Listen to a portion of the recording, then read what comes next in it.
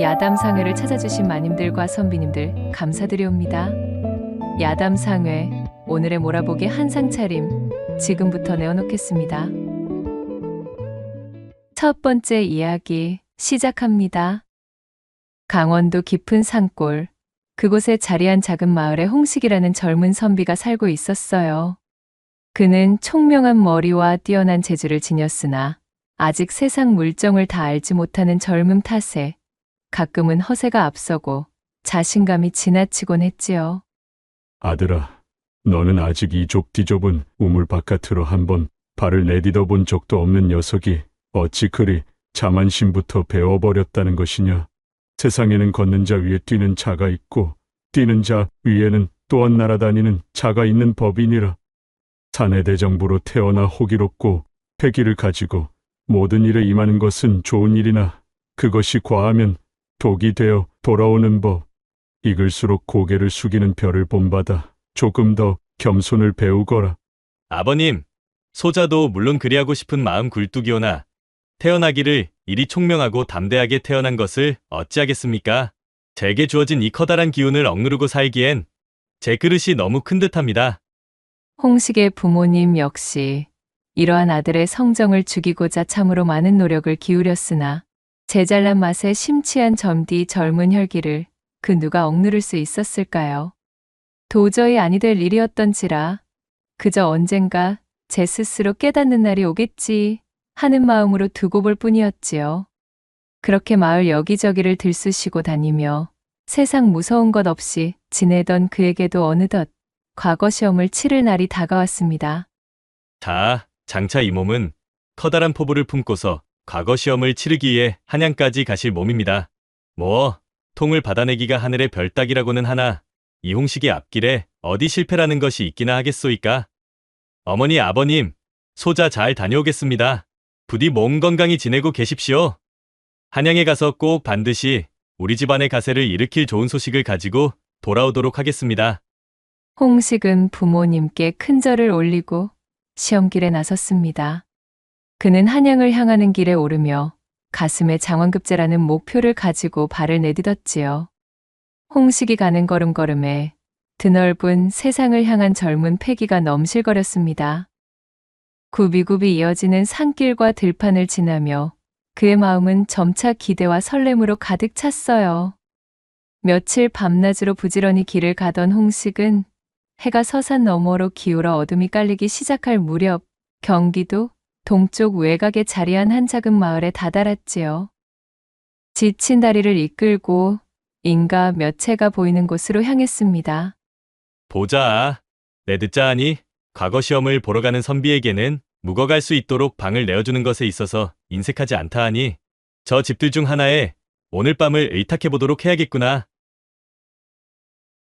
그리 생각하고 힘차게 발을 놀린 홍식은 개중에서 집의 크기가 꽤 작아 보였지만 어쩐지 인심이 가득한 기운을 내뿜는 듯한 집 한 채를 발견하게 되었지요. 그는 기다릴 것도 없이 그 집의 대문을 두드렸답니다. 니시오?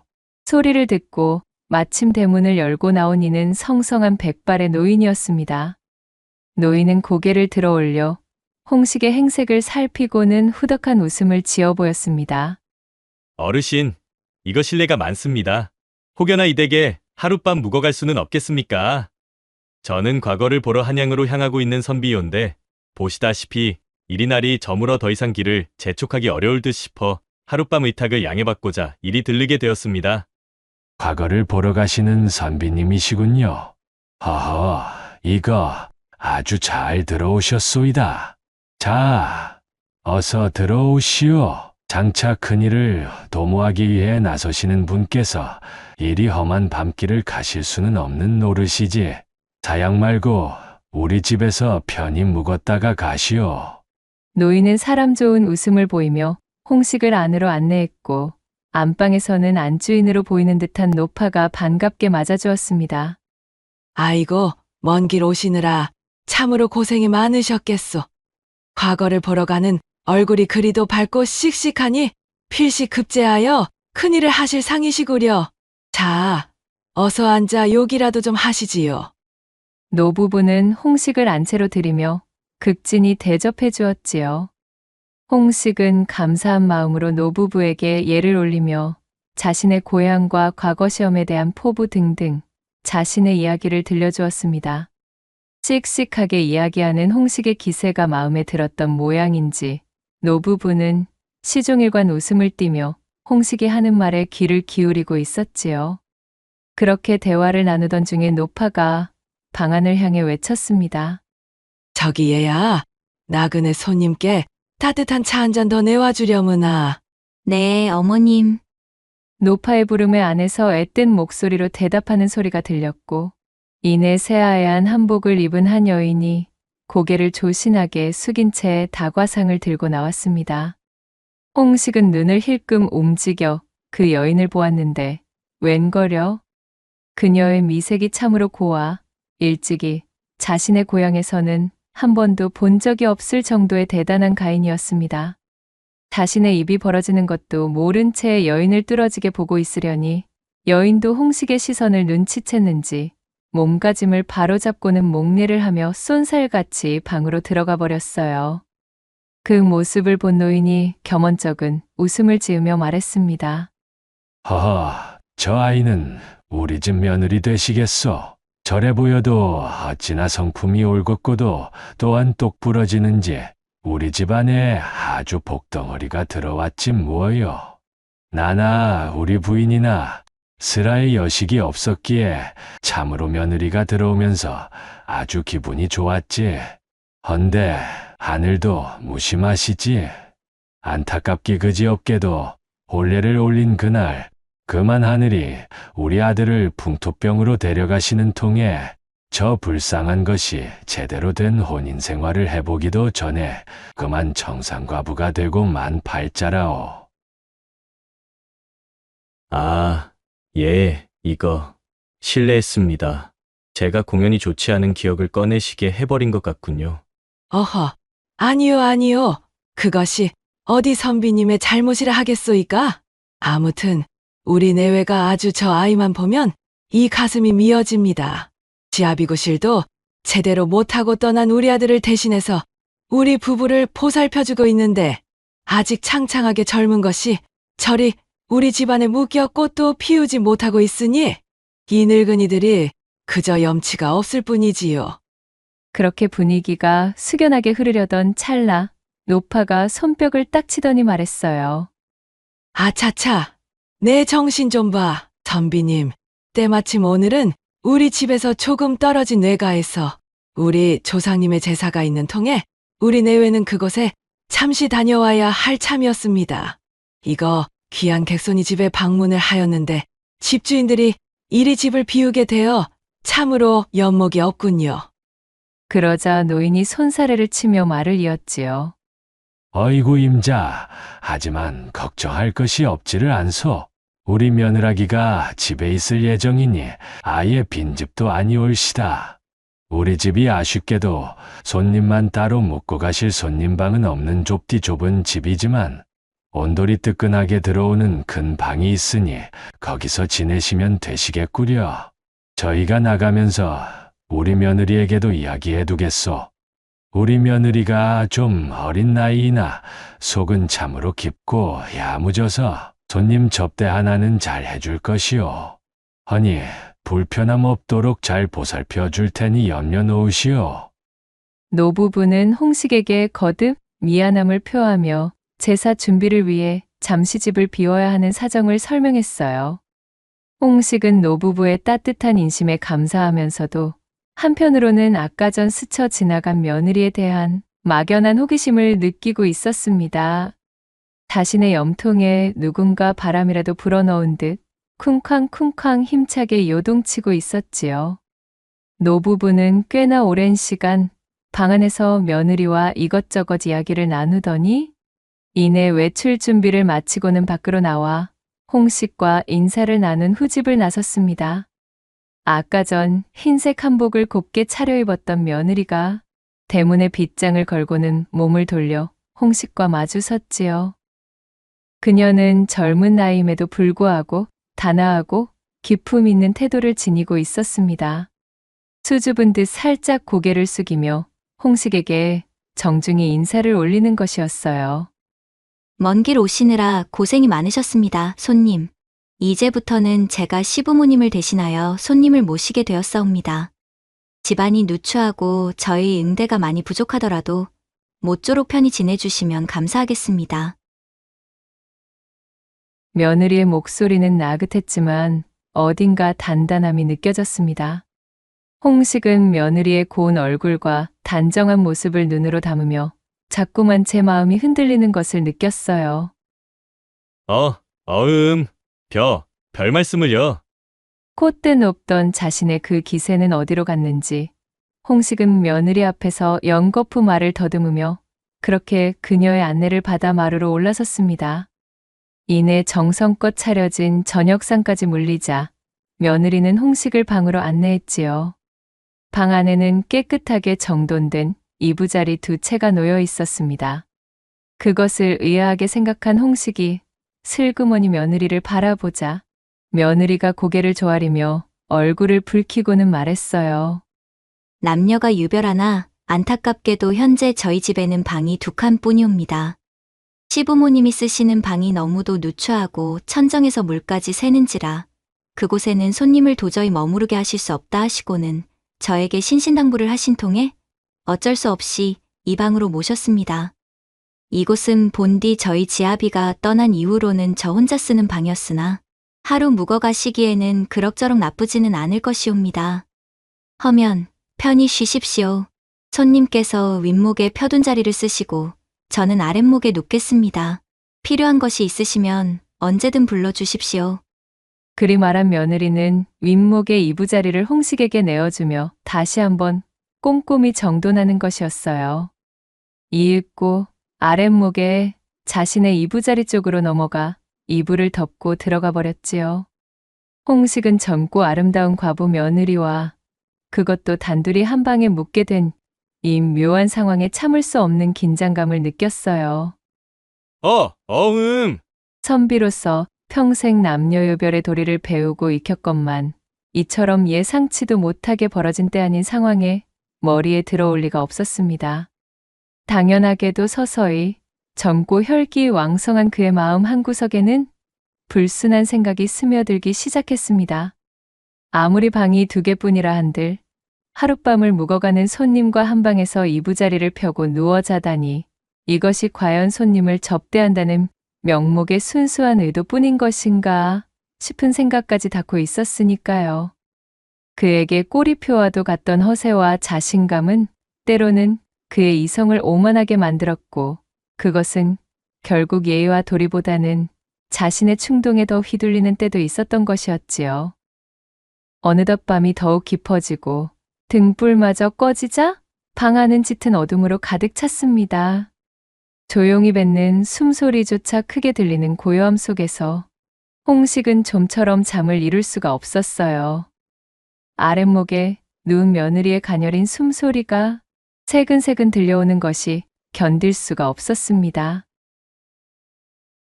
젊은 혈기는 그의 이성을 점차 마비시키고 있었지요. 아무리 사정에 맞추어 생각해보려 해도 이것은 매우 이상하지 않을 수가 없는 일이로구나. 제 아무리 지나가는 객손에게 정을 베푸는 것이 친절이자 또한 사람된 도리라고는 하나 어찌 이리 자신의 아들과 혼인을 하여 과부가 된 젊은 며느리를 객손과 한 방에서 재울 수가 있다는 말이던가. 또한 시부모의 령이라 한들 그것을 따르는 과부 며느리의 마음 또한 딴 생각이 없다고는 말할 수가 없을 터. 이는 필시 이 과부 역시도 나에게 음험한 마음을 품고 있기 때문이리라. 허니 외로움에 사무쳐 있을 젊디 젊은 한창 때의 과부에게 내정을 베푸는 것이 어찌 죄가 되겠느냐는 말이지. 홍식은 이와 같은 생각으로 줄곧 자신을 합리화했습니다. 더는 참을 수 없었던 그는 잠든 척을 하며 조용히 아랫목을 향해 발을 뻗었지요. 홍식의 발끝이 며느리의 무릎에 살짝 닿자 그는 제 심장이 뛰는 아찔함을 느끼며 그녀가 어떻게 반응할지 기대 반, 불안 반으로 기다리기 시작했습니다. 허나 며느리는 그저 나긋나긋한 숨소리만 내뱉을 뿐 별다른 반응이 없었지요. 이에 자신감을 얻은 홍식은 그녀 역시 분명 원하고 있다 생각하여 이번에는 좀 더 과감하게 발을 쑥 내밀어 그녀의 무릎 위쪽으로 훑어올리기 시작했습니다. 허나 홍식이 상상하던 장밋빛 청사진과는 달라도 너무나 다른 과부 며느리의 얼음장 같은 태도가 돌아왔습니다. 그녀는 조금의 동요도 없이 조용히 입을 열었지요. 손님, 주무시지 않으시는군요. 그러자 홍식은 크게 당황하여 어설프게 잠꼬대를 하는 척하며 제 행동을 무마하려 했지요. 허흔, 산은 산이요. 또한 물은 물이로다. 그러나 며느리의 목소리는 더욱 단호하고 분명해졌습니다. 그 냉랭함이 몹시도 뾰족하여 흡사 어둠 속에서도 그 기운이 느껴지는 듯 했지요. 손님, 방금 하신 행동이 무엇을 의미하는지 손님 스스로가 가장 잘 아실 것입니다. 손님은 장차 과거에 급제하여 나라의 큰 일꾼이 되시기로 작정하신 분 아니신지요. 백성을 다스리고 도리를 가르쳐야 할 분께서 어찌 이리 경망스러운 행동을 하십니까? 손님께서 혹시라도 저에게 허튼 마음을 품고 계시다면 이는 남녀유별과 예의범절을 저버리는 아주 큰 잘못입니다. 저와 우리 시부모님의 친절을 부디 곡해하지는 말아주시지요. 홍식은 몸이 굳어버렸습니다. 그녀의 말 한마디 한마디가 비수처럼 홍식의 가슴에 꽂혔으니까요. 평생 배우고 익혔다고 자부했던 선비의 도리가 한순간에 무너지는 기분이었습니다. 부끄러움이 온몸을 휘감았어요. 선비의 도리가 무엇입니까? 학문만 깊다고 선비가 되는 것이 아니라 인륜과 예절을 지키고 자신의 마음을 다스릴 줄 알아야 진정한 선비라 할 수 있지 않습니까? 그러더니 며느리는 자리에서 일어나 등불을 켰습니다. 환해진 방 안에서 그녀의 단아하지만 결연한 얼굴이 보였지요. 홍식은 차마 고개를 들 수가 없었어요. 손님께서 일개 아녀자인 저의 말을 깊이 새겨주시기로 마음먹고 또한 본인의 잘못을 진정으로 뉘우치신다면 저에게 회초리 하나를 가져다 주십시오. 손님의 이 경망스러운 마음을 바로잡아 드리겠습니다. 홍식은 민망함과 수치심, 그리고 며느리의 단호함에 압도되어 아무런 대꾸도 하지 못했습니다. 습관 같던 허세는 온데간데 없이 사라지고 진심 어린 부끄러움만이 남았지요. 아, 알겠소이다. 그는 어둠 속에서 더듬거리며 마당으로 나가 닭을 쫓을 때 쓰는 듯한 가는 회초리 하나를 찾아 며느리에게 가져왔어요. 며느리는 그 회초리를 받아들고 잠시 말없이 홍식의 발끝을 바라보았지요. 마치 자신에게 못된 일을 서슴지 않던 그 발바닥을 혼내야 된다는 듯한 눈빛이었습니다. 결국 홍식은 자신의 다리를 내밀었지요. 며느리는 망설임 없이 그의 발바닥을 힘껏 내리쳤습니다. 착각하지 마십시오, 손님. 저는 그저 이 집의 며느리이기 이전에 한 사람으로서 그리고 하늘이 맺어준 지아비를 섬겼던 아내로서 제 도리를 지키는 것입니다. 그리고 손님의 장래를 위해 선비의 길을 벗어나지 않도록 경고하는 것입니다. 따끔한 회초리의 고통보다 며느리의 고든 기계와 그녀 앞에서 드러난 자신의 추악한 모습이 홍식을 더욱 아프게 했지요. 며느리는 몇 대 더 회초리를 내리치며 말했습니다.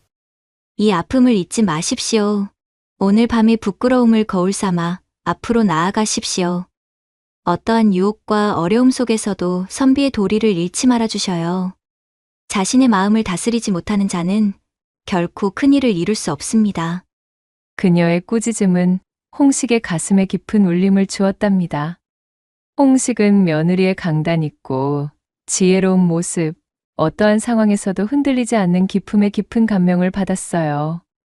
처음 품었던 허튼 마음은 수치심으로 변했지만 곧이어 그녀의 존재 자체에 이전에는 느껴보지 못한 묘한 이끌림과 존경심을 느끼기 시작했지요. 회초리의 아픔 속에서 그녀의 모습이 강렬하게 마음에 새겨졌습니다. 그는 며느리의 하나부터 10까지 옳은 말에 반박할 엄두조차 내지 못하고 그저 고개를 떨군 채 자신의 못남을 깊이 뉘우쳤습니다. 그렇게 다음날 아침 해가 떠오르자 노부부가 제사를 마치고 집으로 돌아왔습니다. 홍식은 밤새 잠을 설쳤어요. 며느리는 평소와 다름없는 단정한 모습으로 노부부를 맞았지요. 아침 식사를 하는 동안 시부모가 며느리에게 어젯밤 별일이 없었느냐 물었고, 며느리는 시부모에게 차마 거짓을 고할 수는 없었기에 숨김없이 노부부에게 이야기했어요. 어머님, 아버님, 어젯밤 손님께서 잠시 실수를 하셨사온데 부득이하게 서로의 뜻이 맞아 바로잡아 드렸습니다. 노부부는 며느리의 이야기에 놀라며 물었지요. 실수라니, 그것이 무슨 소리냐? 대체 무슨 실수였기에? 별다른 것이 아니오라. 그저 젊은 혈기에 잠시 본분을 잊으셨을 뿐이옵니다. 선비의 도리에 대해 말씀드리고 부끄러움을 깨닫게 해드린 것이 전부이지요. 손님께서도 자신의 잘못을 뉘우치셨으니 앞으로는 더욱 바르고 올곧은 길을 가실 것이옵니다. 하지만 노부부는 사실 조금 생각이 달랐답니다. 그들은 자신의 아들과 혼인하여 행복한 혼인 생활을 채 피워보지도 못하고 그만 아들이 황천을 향했고, 그 덕에 집안에 갇혀 지내기만 했던 어질고 똑부러지던 며느리가 청산과부 신세까지 얻게 된 것이 너무도 딱했던 것이지요. 그 박복한 팔자에도 불구하고 저 창창한 나이에 자신들을 시부모랍시고 극진히 봉양하며 하루하루 젊음을 보내는 모습을 보니 차라리 이 집안의 주박에서 벗어나 다른 인연이라도 맺게 하려는 마음이 굴뚝이었습니다. 그리하여 자신의 아들은 이제 있고 새 출발을 하라 일렀음에도 이 쇠고집인 며느리는 도통 들을 생각조차 하지 않았지요. 결국 며느리의 고집을 꺾지 못하고 전전긍긍하고 있던 시부모는 때마침 우연찮게 자신의 집을 방문한 훤칠하고 인물 좋은 선비 홍식과 마주하게 되었고, 꾀를 낸답시고 자신의 며느리를 홍식의 방에 들여 밤사이 선비와 새로운 인연을 트게 만들 속셈이었던 것이었어요. 하지만 대쪽 같은 며느리는 그것을 알 리가 없었고, 홍식과 인연의 물꼬를 틔우기는커녕 혼까지 냈다는 말을 들으니 눈앞이 캄캄할 수밖에 없었습니다. 그래. 우리 외골수인 며느리가 참으로 현명하게 잘 대처했구나. 그 젊은 사람이 실수를 할 수도 있는 법이니 그 실수에서 깨달음을 얻는 것이 중요하지. 저 선비님께서도 이를 통해 귀한 가르침을 얻으셨을 게야. 시아버지인 노인이 겸연쩍은 듯 자신의 머리를 긁적이며 말을 더듬었습니다. 하지만 그런 자세한 사정까지는 알지 못했던 홍식은 그저 과부 며느리의 당당하고 강인한 모습을 보며 다시 한번 감탄했지요. 홍식이 살면서 이다지도 자신을 휘어잡은 여성이 또 있었던가요? 어젯밤의 수치심은 점차 며느리에 대한 깊은 존경심으로 변해가고 있었어요. 홍식은 아침 식사를 마치고 노부부에게 정중히 감사를 표했습니다. 어젯밤 저희 경망스러운 행동에 대해 진심으로 사과드립니다. 며느님의 준엄한 가르침 덕분에 제가 큰 깨달음을 얻었습니다. 평생 그 은혜를 잊지 않겠습니다. 노부부는 괜찮다며 홍식을 다독였지요. 며느리는 그저 조용히 고개를 숙여 인사를 받았어요. 홍식은 과거 시험이 급하기도 했지만 어젯밤의 부끄러움과 며느리에게서 느낀 복잡한 감정 때문에 더 이상 머무르기 어려웠습니다. 서둘러 짐을 챙겨 인사를 올리고는 그 집을 나섰지요.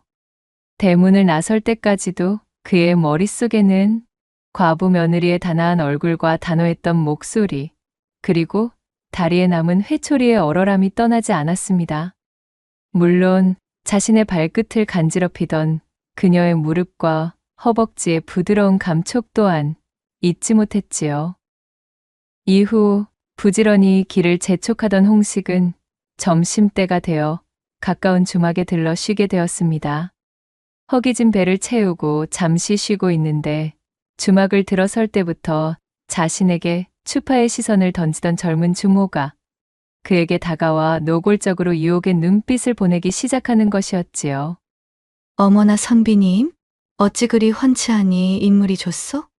내여서 주막을 경영하기가 오래인데 선비님만큼 혼한 분은 처음이요, 그래.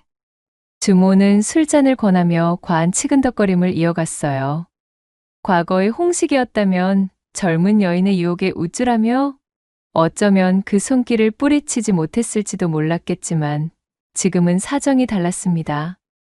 이상하게도 젊은 주모의 곁에 섞인 목소리보다 어젯밤 과부 며느리의 단호한 목소리가 귓가에 선명하게 맴돌면서 주모의 말은 들어오지도 않는 것이었어요. 선비의 도리가 무엇입니까?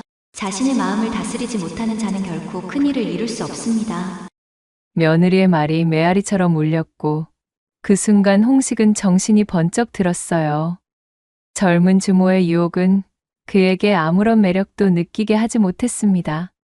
그는 단호하게 주모의 손길을 뿌리치며 정중하지만 분명하게 거절했지요.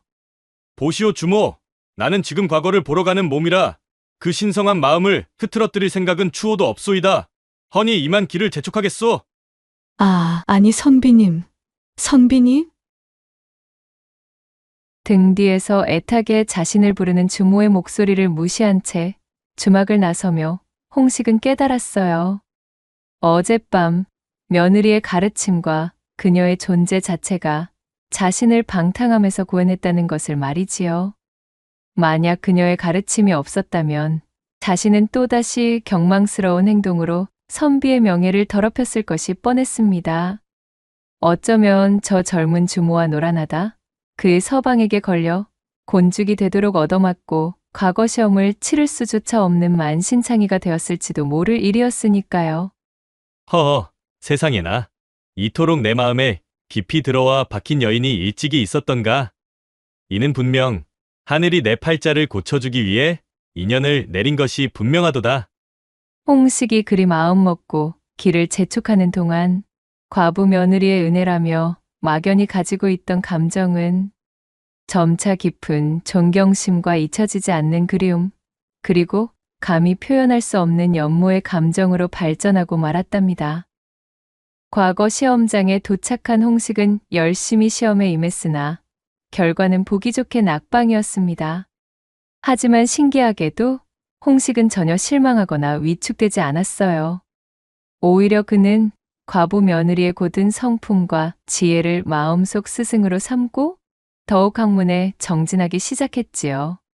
그녀의 얼굴, 목소리, 그리고 다리에 남았던 회초리의 아픔까지도 모두 내가 흔들릴 때마다 나 자신을 바로잡는 채찍이자 성장의 동력이 되어주는구나. 그는 밤늦도록 책을 읽으며 그녀의 가르침을 되새겼고 학문의 깊이를 더할수록 그녀의 지혜가 얼마나 뛰어났는지 더욱 절감했습니다.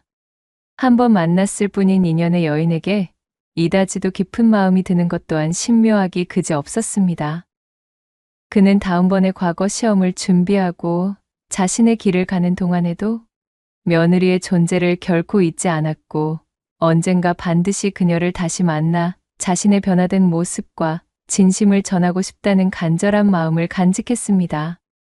홍식의 젊은 객기와 허세는 진작에 사라졌고 선비로서의 올곧음과 참된 마음가짐이 그의 내면에 뿌리 내리기 시작한 것이었어요. 그렇게 과부 며느리의 가르침을 등불 삼아 피나는 노력으로 학문에 정진한 끝에 홍식은 마침내 이듬해 과거 시험에 장원급제하는 영예를 안았지요. 그의 이름은 세상에 알려졌고 수년 후 그는 마침내 강원 감사의 직에 올라 강원도로 부임하게 되었어요. 감사의 행렬이 강원도로 향하는 길, 홍식은 잠시 걸음을 멈추게 했습니다. 그의 마음속에는 오랫동안 잊지 못했던 한 곳이 있었으니까요. 그는 망설임 없이 예전에 하룻밤 묵었던 경기도 동쪽의 작은 마을로 발걸음을 옮겼습니다. 감사의 신분을 숨기고 조용히 그 옛집의 문 앞에 섰지요. 집은 수년 전 그의 기억 속에 남아있는 모습 그대로 변함없었습니다. 그의 심장은 기대와 떨림으로 가득했어요. 그가 조심스럽게 문을 두드리자 백발이 성성해진 노부부가 대문을 열고 나왔습니다. 세월의 흐름이 느껴졌지만 그들의 눈빛에는 여전히 따뜻한 인심이 가득했지요. 어르신, 안녕하시옵니까?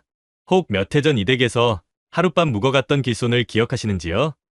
노부부는 홍식의 얼굴을 유심히 살펴보더니 이내 눈을 동그랗게 떴습니다.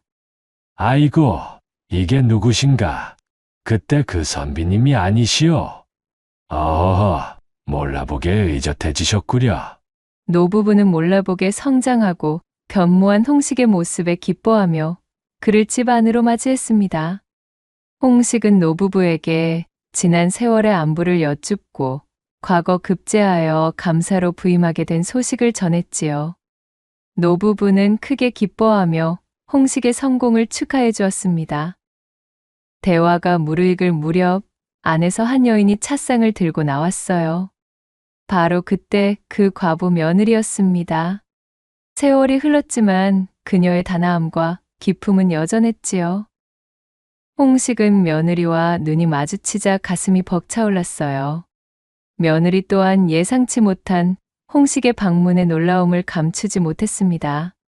그는 예전에 허세 많고 경망스러웠던 청년이 아닌 나라의 녹을 먹는 성숙하고 올곧은 관리의 모습으로 노부부와 며느리 앞에 서 있었으니까요. 몰라보게 변하셨군요. 그날의 치기 어린 젊은 선비는 이제 사라지신 듯합니다. 참으로 경축드리옵니다. 과부 며느리가 고개를 숙이며 인사했고 홍식의 두 뺨이 석류빛이 되어 물들었습니다. 그리고는 차를 내온 며느리를 향해 그간 제 마음에 담고 있던 진심을 전하기 시작했습니다. 여인이시여, 수년 전 하룻밤 동안 당신께서 베풀어 주신 가르침은 제 인생을 바꾸어 놓았습니다. 그때의 부끄러움과 아픔은 제가 흔들릴 때마다 저를 바로잡는 등불이 되었지요. 당신의 고든 성품과 지혜는 제가 나아가야 할 길을 보여주었습니다. 홍식은 잠시 숨을 고르고는 용기 내어 마음에 품어왔던 가장 깊은 곳에 진심을 꺼내 놓았어요. 그리고 저는 그날 이후 단 하루도 당신을 잊은 적이 없습니다. 그대를 향한 존경심은 어느덧 깊은 연모의 마음이 되었지요. 저는 비록 부족한 사람이었으나 당신의 가르침으로 인해 성장할 수 있었습니다. 이제는 당신을 존경하는 마음과 함께 평생을 함께하고 싶은 마음이 간절합니다. 만약 허락해 주신다면 남은 생을 함께하고 싶습니다. 저와 혼인하여 저의 아내가 되어주시겠습니까? 홍식의 예상치 못한 진심 어린 고백에 며느리는 놀라움과 함께 복잡한 감정을 느꼈습니다. 시부모와 함께 생활하는 수절과부라는 자신의 신분으로 망설임이 앞섰지요. 그녀는 얼굴을 붉히며 고개를 숙였습니다. 그러자 이 말을 들은 노부부가 반색하며 손뼉을 쳤지요. 아이고, 우리 며느리가 드디어 채복을 만나게 되었구나. 그때 그 회초리가 이런 귀한 인연을 맺어줄 줄은 누가 알았겠느냐. 얘야, 우리 눈치를 볼 필요가 없단다. 우리는 오히려 내가 그 어여쁘고 창창한 젊음을 우리 때문에 낭비한 것이 못내 가슴에 걸려왔던 터. 이리 좋은 인연이 생기는 것을 어찌 마다하겠느냐. 이 선비님께서 우리 며느리의 진심을 알아주셨으니 이보다 더 기쁜 일이 어디 있겠소. 아가, 너의 마음이 향하는 대로 하려무나. 노부부는 딸처럼 아끼던 며느리의 행복을 빌며 두 사람의 연을 진심으로 축복했습니다. 며느리는 노부부의 따뜻한 지지와 홍식의 진심 앞에서 더 이상 고집을 부리며 망설일 수가 없었어요. 그녀는 수줍게 고개를 들어 홍식을 바라보며 나직이 답했습니다. 손님의, 아니, 감사나리의 그 간절한 마음에 저 역시 감복했습니다. 저 같은 몸이 어찌 감사나리의 배필이 되겠사옵니까마는 나리의 그 진심만은 감사히 받겠습니다. 또한 저희 시부모님께서 이리도 저희 앞길을 염려해 주시니 차마 그 뜻을 저버릴 수는 없습니다. 그녀의 긍정의 대답에 홍식은 기쁨을 감추지 못하고 벅차오르는 마음으로 며느리의 손을 잡았어요. 그러자 며느리가 말했습니다. 허나 제게 한 가지 청이 있사옵니다. 저희 시부모님은 이제 노쇠하시어 제가 보살피지 않으면 여러모로 어려움이 많으신 나이십니다. 부디 감사님께 청컨대 감사님의 반려가 되어서도 제가 시부모님을 모실 수 있도록 허해 주십시오. 이것만은 꼭 부탁드리겠습니다. 당연하오, 당연한 말씀이요. 당신 같은 귀인을 내게 점지해 주신 분이신데 내게도 부모님이나 진배 없으신 분들이요. 그대의 청대로 하시오.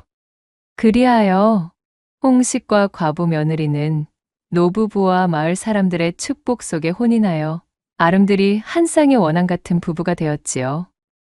홍식은 아내인 며느리의 지혜와 내조에 평생 감사하며 올곧은 관리로서 백성을 다스렸습니다. 백성들은 그의 청렴함과 지혜로운 통치에 감탄했고 그는 언제나 아내의 현명한 조언을 귀담아 들었지요. 며느리 또한 강직하고 백성을 사랑하는 남편의 곁에서 현명한 아내로서 내조하며 서로를 깊이 존경하고 사랑했습니다.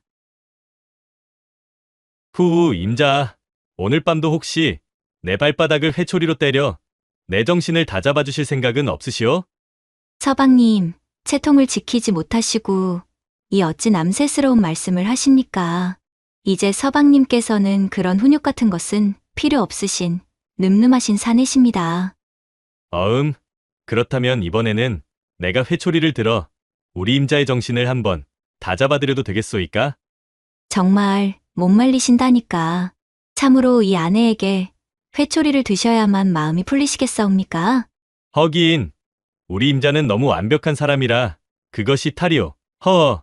두 사람이 기거하는 방에서는 밤마다 웃음꽃이 피어오르며 합궁의 가락이 널리 퍼져나왔으니 두 사람은 그녀의 시부모를 성심으로 봉양하며 그렇게 행복한 삶을 오래오래 지켜나가게 되었다는 후문이 전해지고 있사옵니다. 두 번째 이야기 시작해 볼게요.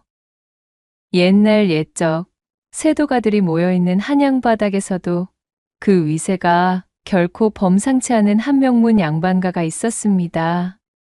그 댁에는 가까 출입 한번 하지 못한 채 집안에만 틀어박혀 있는 무남동녀 외동딸이 있었지요. 그녀의 이름은 가연으로 사군자와 서예를 즐기며 아녀자임에도 글공부에 대한 학구열이 대단하여 날 때부터 총명하고 학식이 높기로 소문이 자자한 처자였습니다. 이날도 방 안에서 홀로 서책을 들여다보며 독서에 열중하고 있던 차에 방문 밖에서 한 귀부인의 목소리가 들려왔답니다. 가연아, 탕약을 취할 시간이로구나. 귀부인은 이 댁의 안방마님으로 가연의 어머니였지요. 그녀의 손에는 곱게 달여 진한 빛깔을 띠고 있는 탕약이 담긴 대접이 들려 있었습니다. 귀부인은 가연에게 조심스럽게 탕약을 넘겨주었고 탕약 사발을 바라보던 가연은 땅이 꺼져라 한숨을 푹 내쉬고는 그것을 받아들었습니다. 어머님, 언제까지 이 쓰디쓴 약을 먹어야 하는 것이옵니까? 그리도 오랜 기간 이 탕약을 취해왔지만 지금까지도 차도가 없는 거려. 얘야, 그런 소리 말거라. 조금이라도 효험을 보이는 기미가 있다 하며 조선 천지에서 그 무엇이라도 구해 너에게 먹이고픈 이 어미의 마음을 알아다오. 어서 쭉 들이키거라. 그랬습니다. 가연은 날 때부터 기력이 허하고 유약한 몸을 가지고 태어났지요. 가만히 있어도 코피가 자주 났던 데다가 어느 부위라도 한번 다치면 회복이 상당히 더디고 고생이 심했습니다. 그 예전 가연이 자신의 병세를 깨닫기 전이었던 어린 시절, 호기심이 동해 산과 들을 뛰어놀다 나뭇가지에 살짝 쓸린 상처로도 그것이 곪고 열병까지 유발하여 죽을 고비를 넘긴 이후로 바깥 출입을 금지당한 채 제 방 안에서만 지내야 했습니다. 또한 곧불과 천식, 기침도 잦았기에 성장하면서 닥친 잔병치레 역시 셀 수조차 없이 많았습니다. 잔뜩 찌푸린 미간으로 탕약을 모두 비운 가연은 귀부인이 내민 약과를 낼름받아 입에 물고는 말했습니다. 참으로 옥사에 갇혀 지내는 기분과도 같아 답답하기가 이루 말할 수가 없습니다. 그렇지 않아도 내 너에게 그것과 관련하여 해줄 말이 있구나. 방금 전 의원이 다녀가 너의 병세에 관한 조언을 해주고 갔단다. 복잡하고 정신없는 이 한양 바닥에서는 내게 어떤 악영향이 끼칠 것인지 그것을 담보할 수 없기에 집안에서만 지내야 했다만 산세가 깊은 아랫고을로 비접하여 거기서 지내게 된다며 너희 병세에도 차도가 있을지 모른다고 말이야. 기부인은 하나뿐인 여식이 오랜 병환으로 집에만 갇혀 지내는 것이 못내 안쓰러워 터져 나오려는 눈물을 참으며 말했습니다. 정말인가요, 어머니? 그럼 그곳으로 비접하게 되면 더 이상 방 안에서만 갇혀 지내지 않아도 괜찮다는 것이지요? 바깥 구경도 마음대로 할 수 있고요? 좋아요. 너무 좋아요. 말만 들어도 참으로 신나지 뭔가요. 당장 짐을 꾸리도록 하겠어요, 어머니. 제 어미의 말에 가연은 어린아이처럼 방방 뛰며 기뻐했습니다. 그런 자신의 딸을 바라보는 기부인의 표정에는 일순 안쓰러움이 스쳐 지나갔으나 이내 웃음을 띤 채 기뻐하는 딸을 토닥여 주었지요. 어머니의 결정대로 가연은 건강을 회복하기 위해 깊은 산골마을로 비접을 감행하였습니다. 가연을 보필할 하인들과 가사도구들을 잔뜩 실은 일행이 마을에 도착했고 항시한적하던 마을에 한양에서 당도한 휘황찬란한 인파의 행렬이 들어서자 호기심이 생긴 사람들이 마을 어귀까지 구경을 나왔습니다. 가마 속에서 바깥 풍경을 구경하던 가연은 입을 벌린 채 감탄을 맞이 않았지요. 이곳은 가연의 어머니가 태어나고 자란 산골마을로 예전부터 맑은 공기와 깊고 드넓은 산세 속 영험한 기운이 도사리는 곳으로 유명했습니다. 사람들로 북적거리는 한양 바닥에서 담벼락 너머로 끊임없이 들려오는 말과 소, 인파가 뒤섞인 소음 소리에 익숙하던 가연은 자연을 벗삼은 새소리와 청명한 바람, 수풀로 우거진 녹음의 향기에 완전히 취하고 말았습니다. 벌써부터 온몸이 건강해지는 기분이야. 어머님의 고향은 정말이지 참으로 근사한 곳이구나. 이곳에서 지내며 내 심약한 병세를 싹 도려내었으면. 앞으로 지내게 될 저택의 당도한 가연은 곧바로 들판을 향해 뛰쳐나왔습니다. 맨발로 풀숲을 밟아보던 가연은 발끝에서 전해져 오는 싱그러움에 깨르륵 웃음을 터뜨리며 소리쳤습니다. 제 방이 세상의 전부인 양 같아만 지내던 가연에게 이 드넓은 자연의 공간은 말 그대로 극락과도 같았답니다. 몹시 들뜬 가연을 걱정한 하인들이 우르르 따라 나서 그녀를 자중시켰지만 발끝부터 폐부 가득히 신선한 공기와 자연으로 짜릿짜릿해진 가연은 기쁨이 가라앉지 않았습니다. 그렇게 산골마을에서 새로운 시작을 하게 된 가연이 점차 이곳의 생활에 익숙해져 갈 때쯤이던 어느 날 따스한 햇살을 받으며 산책을 나간 가연의 눈에 널쩍한 바위 위에 앉아 조악하게 만든 낚시대를 들이우고 낚시를 하고 있는 한 사내가 들어오게 되었습니다.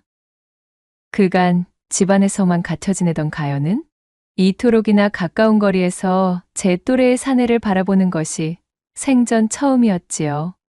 호기심이 동한 가연은 잔뜩 두근거리는 심장을 가다듬고 사내의 곁으로 다가섰습니다. 졸고 있는 것인지 물가 표면에 비친 윤슬을 내려다보고 있는 것인지 구분할 수 없을 정도로 평온한 표정을 하고 있던 사내는 가연의 인기척에 뒤를 돌아보았습니다. 오라, 니신가 하였더니 일전 한양서 당도하신 낭자 아니시오. 그래, 날이 좋아 산보라도 나오셨는가 보지요. 자신을 알아보며 반가워하는 사내의 목소리에 가연의 두 뺨이 금세 복숭아빛이 되었습니다. 그녀는 잔뜩 긴장된 목소리로 더듬거리며 답했지요. 나 남녀가 유별하거늘. 어찌 이리 가볍게 말을 건네시는지요. 붉게 상기된 얼굴로 몸을 베베꼬며 말하는 가연을 힐끗 바라본 사내가 너털웃음을 터뜨리고는 말했습니다. 남녀가 유별하다고는 하나 낭자의 미세계와도 뛰어나기에 내 도저히 가볍게 말을 건네지 아니할 수가 없질 않았겠소. 탓하려거든 그대의 아름다움을 탓하시지요. 사내는 농을 건네며 껄껄 웃었고 가연의 얼굴은 그야말로 익은 홍시가 되어 마치 붉은색 물감이 뚝뚝 떨어질 지경으로 새빨갛게 달아올라 있었습니다. 그렇게 가연은 사내의 권유로 그 옆에 다소곳이 앉아 유유자적 낚시를 즐기고 있던 사내와 이런저런 이야기를 나누었습니다. 사내는 자신의 이름이 경천이며 자신 또한 과거 공부를 위하여 평안도에서 이곳까지 당도에 지내고 있다 설명해 주었지요. 경천은 매우 호탕한 성격의 짓궂은 소리가 입버릇이었지만 예의가 바르고 세심하였기에 금세 가연의 마음을 사로잡았습니다. 저희 경우는 타고난 몸이 유약하여 병세에 차도가 있을까 싶어 이곳까지 비접을 온 것입니다. 이런, 그랬구려. 그것 참 안 되었소이다. 괜찮사옵니다. 저는 이곳이 너무 마음에 들기에 오히려 즐겁기까지 한 거려. 웃고 떠들기만 했던 내가 괜시리 미안해지는구려. 내 가연낭자보다 조금 일찍 이곳을 경험해본 바, 병세를 호전시킬 비접지로는 여기만한 곳을 찾기 어려울 정도로 근사한 곳이오. 지내시는 동안 반드시 차도가 보이실 겁니다. 자신을 위로해주며 시원한 웃음을 보이는 경천에게 세상 물정 하나 모르는 순백의 상태였던 이 순진무구한 가연은 좁디 좁은 제 방이 오직 자신의 우주였던 상태에서 처음으로 벗어나 경천이라는 사내에게 피어나는 깊은 호감의 바다에 그만 풍덩 빠져버리고 말았습니다. 그날 이후로 가연은 곱비 풀린 망아지가 되어 틈만 나면 경천과 만나 여기저기를 어울려 다녔습니다. 한양에서라면 지긋지긋한 사대부의 규율과 예절 교육에 아녀자의 신분으로 성치도 않은 몸을 간수하고 몸가짐을 단정히 하라며 듣기 싫은 잔소리를 늘어놓는 식구들 뿐이었겠지만 이곳은 그야말로 가연에게 자유의 상징 같은 곳이었지요. 경천은 가연의 답답한 소가리를 훤히 들여다보듯 가슴 속에 가려운 곳만 쏙쏙 찾아내 긁어주는 쾌청한 남자였습니다. 예의를 잃지 않았고 늘 가연의 이야기에 귀를 기울였으며 또한 진심을 다하여 그녀의 병세와 다친 마음을 걱정해 주었지요. 가연은 경천과 대화를 나누고 있노라면 이다지도 자신과 합이 맞는 사내가 달리 존재할 수 있을까 싶은 마음에 조선 천지에 그와 같은 사람은 없을 것이라는 생각이 가득 차는 것이었습니다. 가연낭자, 오늘은 산으로 올라가 가연낭자의 병세에 효험이 있는 이런저런 약초들을 찾으러 가볼까 하는데 어떠시오? 함께 하시겠소? 그럼요. 물론입니다, 선비님. 우리 어서 가보아요. 어느 날 아침 경천이 가연을 찾아와 약초 채집 동행을 제안했고 안 그래도 경천의 얼굴을 볼 구실이 없나 고민하던 가연은 흔쾌히 그 제안을 수락하게 되었지요. 두 사람은 산으로 향하는 길목에서부터 산새가 우거지는 곳까지 서로 잡아주고 끌어주며 즐거운 이야기꽃을 곁들인 채 나아갔습니다. 그렇게 경천이 점찍어둔 목적지에 다다른 두 사람은 이런저런 약초를 찾는 것에 몰두하기 시작했습니다. 선비님, 여기 이것 좀 보셔요. 세상에, 흰 꽃이 너무 예쁘게도 피었어요. 그것은 구절초라 부르는 약초요. 처음 개화할 때는 어두운 분홍색이지만 점점 흰색으로 밝게 자라난다오. 마치 가연낭자처럼 화사해지는 녀석이지. 구절초도 가연낭자의 병세에 도움이 되는 효능이 많으니 넉넉히 캐도록 하십시다.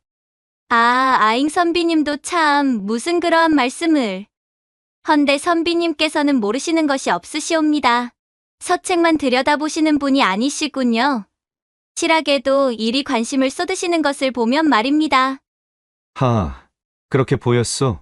내 언젠가는 고리타분한 서책 해석이나 글 공부에서 벗어나 좀 더 드넓은 학문을 탐구하는 세상이 올 것이라 믿어 의심치는 않소만. 우리 부모님께서는 하등 쓸모없는 일에 매달린다며 나를 타박하지 않겠소. 자신의 말에 머쓱하게 웃는 경천의 얼굴을 보며 가연은 동병상련의 감정을 느끼고는 그가 더욱 가깝게 여겨졌습니다. 그렇게 약초를 찾으며 약초에 유래된 이런저런 대화들을 주고받는 사이 시간은 어느덧 훌쩍 지나가 버렸고 두 사람이 약초에 정신을 파는 사이 하늘이 어둑어둑검게 물들더니 이내 굉음을 내며 굵직한 소나기가 쏟아지기 시작했습니다. 이런! 큰일이오! 가연낭자! 어서 이리로! 준비도 없이 산중에서 소나기를 만난 두 사람은 비를 피할 겨를도 없이 온몸이 홀딱 젖어버리고 말았습니다.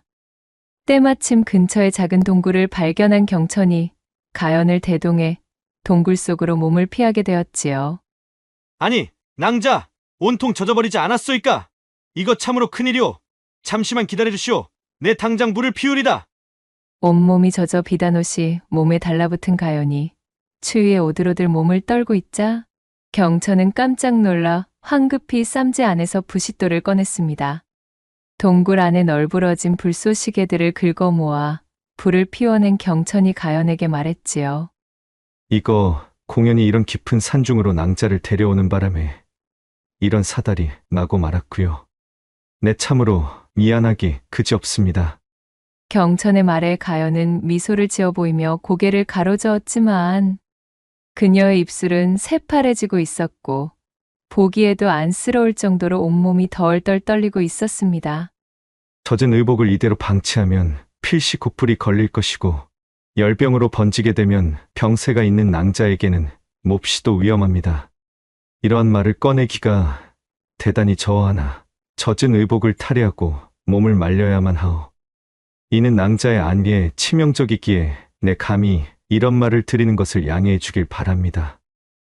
경천이 바닥을 향해 고개를 떨군 채 조심스럽게 말했고 그 말에 얼굴을 붉힌 가연은 잠시 고민하였지만 이내 경천의 말을 따르기로 결정했지요.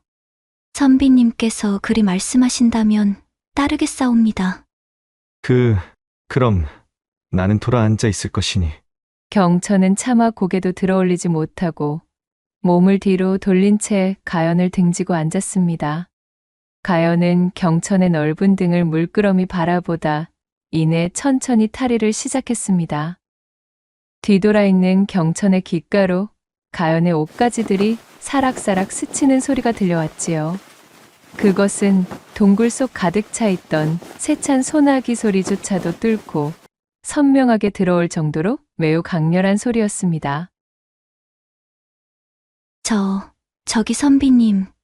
저는 이제 되었으니 선비님께서도 그러다 선비님도 곧불에 걸리시면 큰일입니다. 알겠소이다.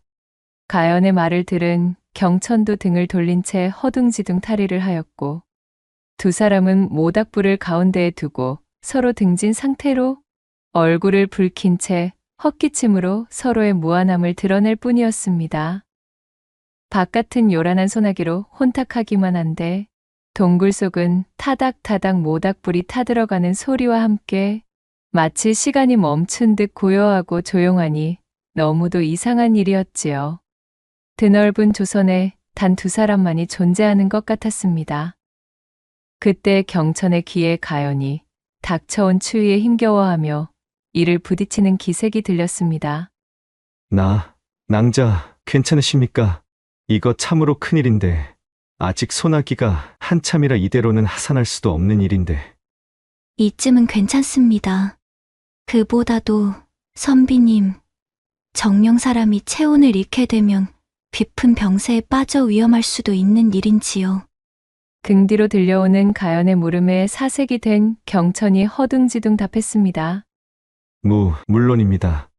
더군다나 지금 낭자의 병기로는 치명적일 수가 있는데 이거 참으로 내 생각이 너무도 짧았습니다.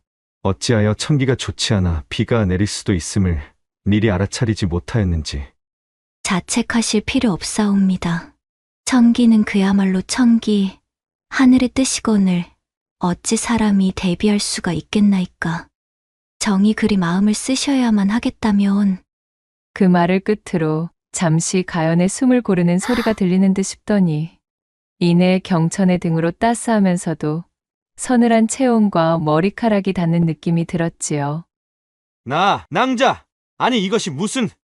선비님께서 지니신 체온을 제게 나누어 주시면 되질 않겠습니까? 그리하면 서로가 체온을 잃을 일이 없으니 안심이고 말입니다.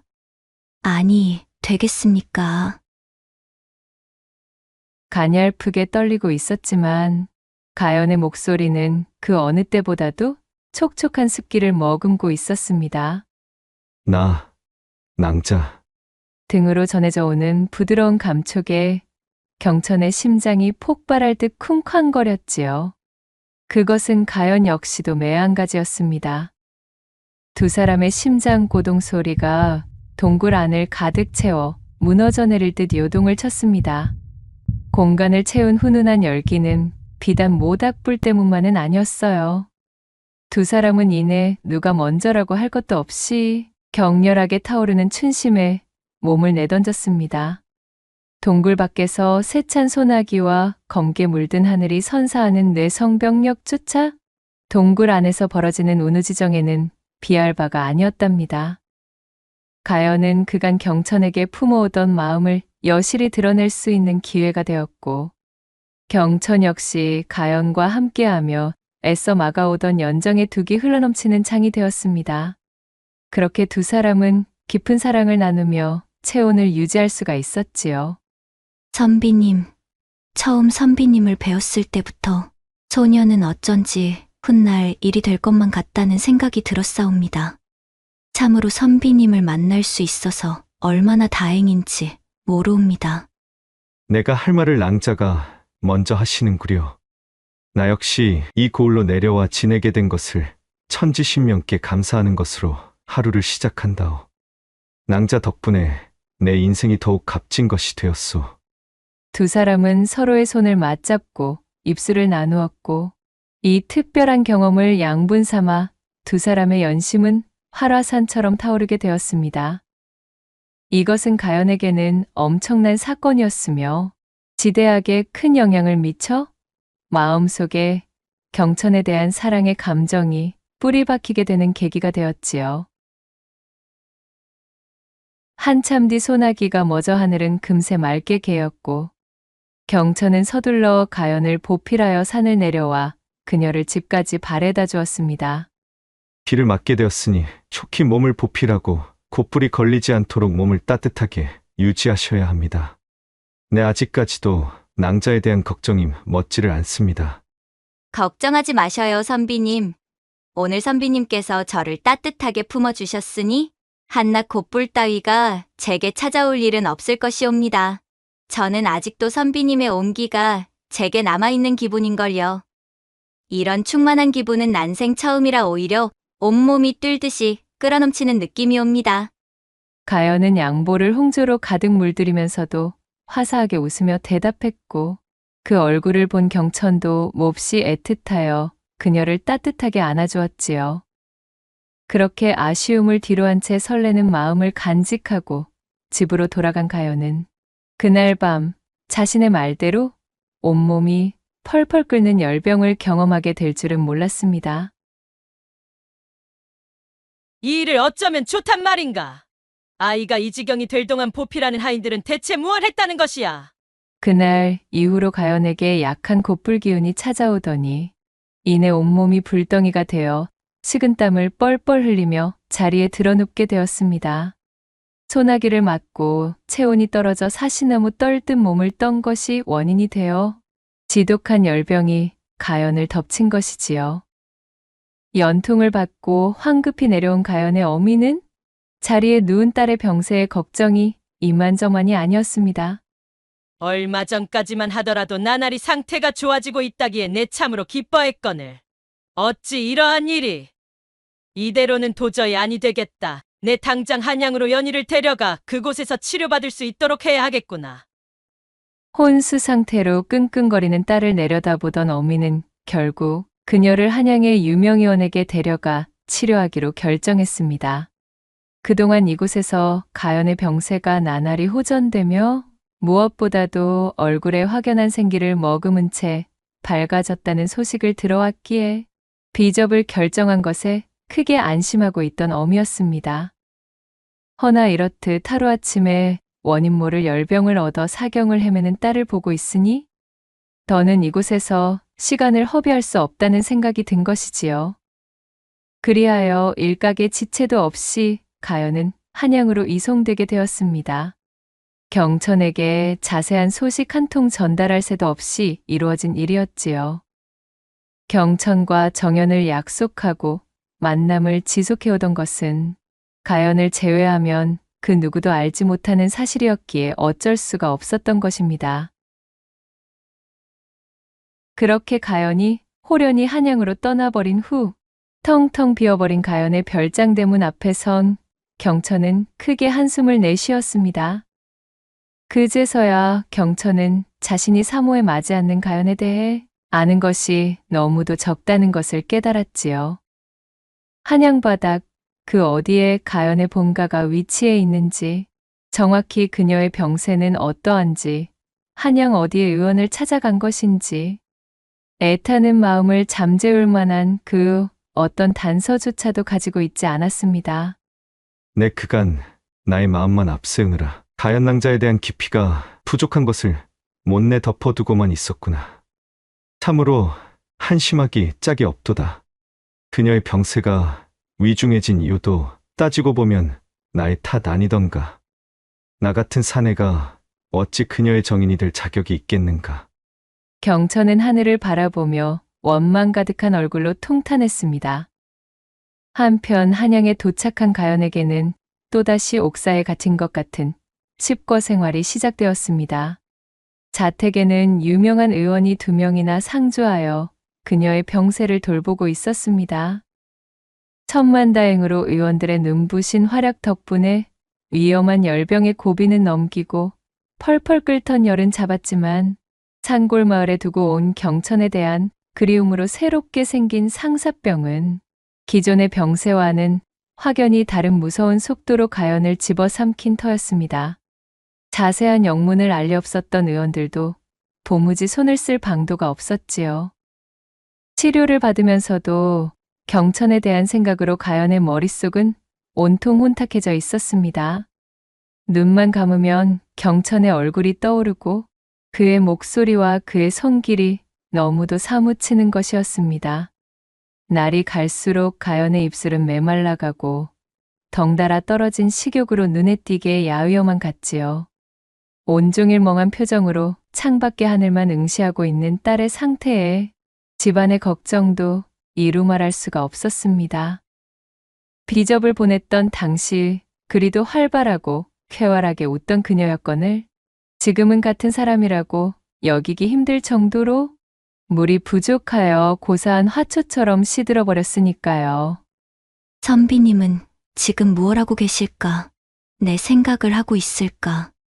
선비님께 한양바닥 어디에 내가 기거하고 있는지 전하지도 못하였는데 다시 한번 선비님의 목소리를 들을 수만 있다면 더는 원이 없겠구나.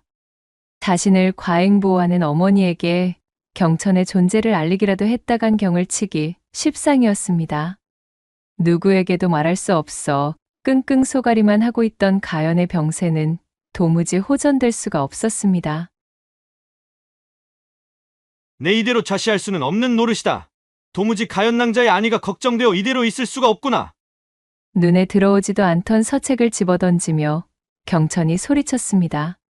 가연이 한양으로 향한 지 벌써 달포가 지난 시기였지요. 그녀에 대한 그리움으로 뒤죽박죽이기만 한데 지금 이 순간에 과거 공부 따위가 손에 잡힐 리가 없었습니다. 경천은 결심했다는 듯 그리고 더는 미룰 수 없다는 듯 결의에 찬 눈으로 자리를 박차고 그년이 일어섰습니다. 당장 한양으로 향해야겠도다. 내 그곳에서 쓰러지는 한이 있더라도 가연 낭자에 대한 소식을 내 눈과 귀로 직접 듣지 않고서는 심히 마음이 쓰여 아니 되겠구나. 그는 짐을 꾸려 빠르게 개나리 보찜을 싸맨 뒤 집에 남아있는 집신을 몽땅 끌어모아 보찜 안에 쑤셔 넣었습니다. 얼마 되지 않는 노자를 품에 갈무리한 경천은 그 길로 집을 나서 한양행으로 발걸음을 옮겼지요. 내 진작에 일이 나섰어야만 했다. 더 이상 가연 낭자와 관련된 사안에 아둔하게 구는 일은 더는 없을 것이야. 한 걸음 한 걸음 내딛는 경천의 발걸음에는 다부진 결심이 서려 있었습니다. 한편 가연이 연금되어 지내고 있는 그녀의 본가, 달포씩이나 경천과 떨어져 지내고 있던 가연의 병세는 심각한 수준이었습니다. 그녀의 상사병은 깊을 대로 깊어져 이젠 단 하루도 경천 없이는 견딜 수 없을 지경이었어요. 휑하게 수척해진 그녀의 안색에 가연의 어미는 근심을 내려놓을 수 없었고 결국 가연을 끝없이 추궁하고 채근하여 그녀의 마음에 생긴 병이 어디에 기인했는지를 알아내려 하였지요. 도저히 경천의 소식이 궁금하여 더는 견딜 수 없었던 가연은 결국 비접을 내려가 있는 동안 경천과 가졌던 모든 일들을 남김없이 털어놓게 되었습니다. 지금 자신의 병세는 바로 경천이라는 선비를 향한 그리움에서 비롯한 상사병임도 실토하게 되었답니다. 남녀가 유별하거늘 비접지에서 정혼조차 하지 않은 외간 사내와 정을 통하다니. 내 정말 너의 행보에 기가 막혀 말이 나오지 않을 정도로 천인공로할 일이나. 지금은 너의 병세를 호전시키는 것만이 나의 숙명이니 꾸지람은 내 나중으로 미루도록 하마. 가연의 어미는 깊은 한숨을 내쉬며 못마땅하다는 투로 가연을 나무랐습니다. 허나 자신의 여식을 살리는 것이 급선무였기에 그녀는 하인들을 호출한 뒤 경천의 소식을 수소문하라 이르고 하루속히 그의 행방을 알아내라 명하였지요. 하명받은 하인들이 서둘러 비접지로 내려가 경천의 소재 파악에 나섰지만 그는 이미 가연을 찾기 위해 한양으로 출발한 지 오래였습니다. 고을 사람들에게 물어물어 그의 거처로 찾아가 보았으나 이미 떠난 지 오래인 흔적만 남아 있었지요. 하인들은 난처했으나 이렇다 할 성과 없이 빈손으로 돌아올 수밖에 없었습니다. 그러나 사실 경천은 이미 한양에 입성해 있던 상태였습니다. 가연과 그의 어미가 자신을 찾고 있을 것이란 사실은 꿈에도 모른 채 한양의 저작거리 여기저기를 들쑤시고 있던 중이었어요. 혹여나 가연이라는 이름의 낭자를 아시는 분 없소이까? 내 한시가 급하여 이리 부탁하는 것이니 내 이야기를 좀 들어주시오. 아, 이런 경우 없는 양반을 보았나? 아니, 이보시오. 이 드넓은 한양 바닥에서 달랑 이름 하나 가지고 대관절 어찌 사람을 찾는단 말씀이슈? 웬 논팽이랑 눈 맞아서 야반도주한 우리 밀어먹을 여편네 행적을 찾는 게 더 빠르겠수다. 성과라고는 찾을 수 없었지만 경천은 필사적이었습니다. 그는 한양에 당도한 후 여독을 풀 여유도 두지 않은 채 가연을 찾는 일에 몰두하고 있었어요. 무작정 저작거리와 번화가를 돌아다니며 가연이나 그녀의 집에 대한 단서를 얻는 것이 그가 할 수 있는 전부였지만 그는 노력을 게을리하지 않았습니다.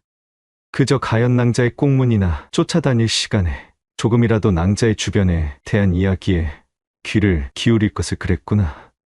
한양바닥에서 김서방 찾기나 다름이 없음이니 이거야 원.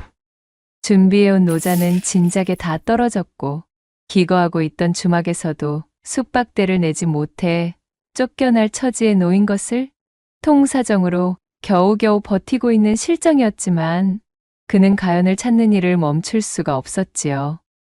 자신이 고향 평안도에 연통을 넣어 한양의 체류비를 손벌릴 형편도 되지 않았습니다.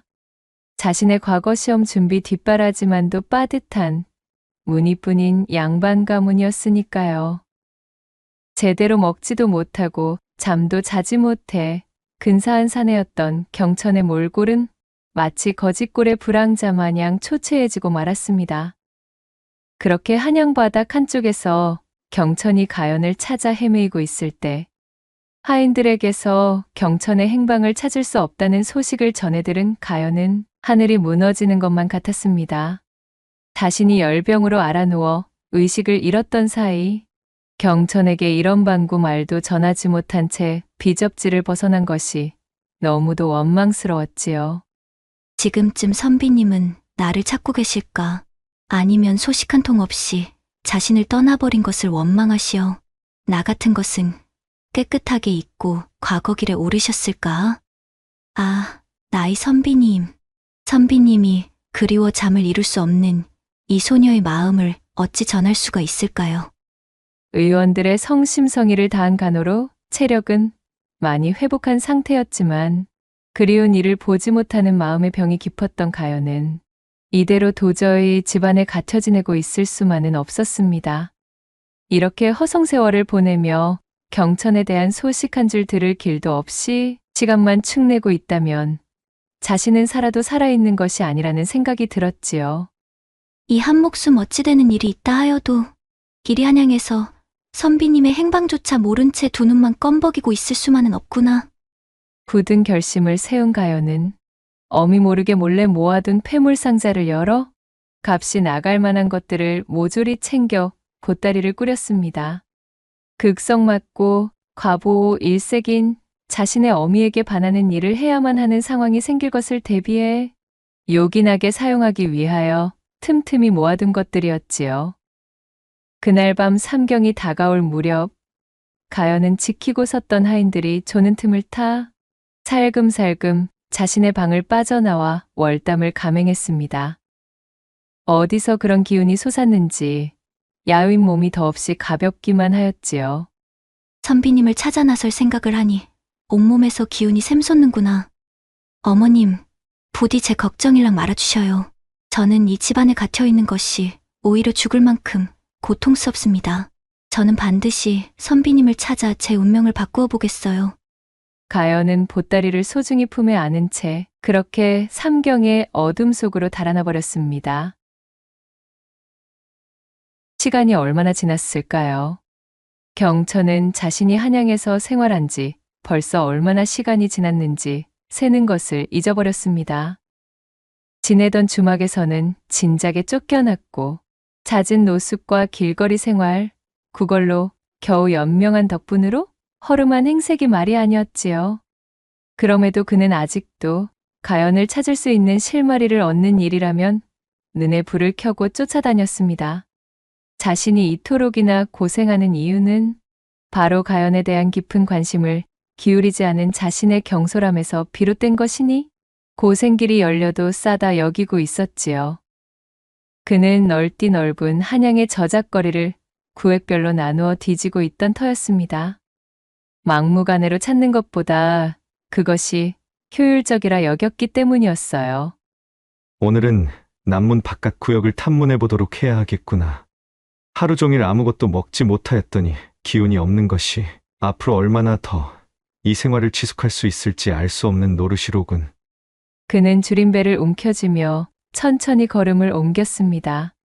그러다 문득 스쳐 지나가는 주막 안에서 탁배기를 나누는 몇 명의 사내들이 나누는 이야기를 흘려듣게 되었지요. 자네 그 이야기 들어보았는가? 저 아래쪽 저작거리 뒤편에 그 외 노비들을 거래하고 관청에 입안받는 업무를 대신해주는 사관이 하나 있질 않은가? 아, 그렇지. 이따마다 노비 거래 공증을 받아다 주는 곳 아니던가. 그래, 거기 말이여. 거기에 얼마 전부터 웬 젊은 양반댁 처자가 한 명 기웃대기 시작했는데, 아니 글쎄 이 처자가 하루가 멀다 하고 거기 나타나서는 웬 남정네 하나를 찾아달라고 아주 관내를 휘젓고 난리가 아니었다는구먼.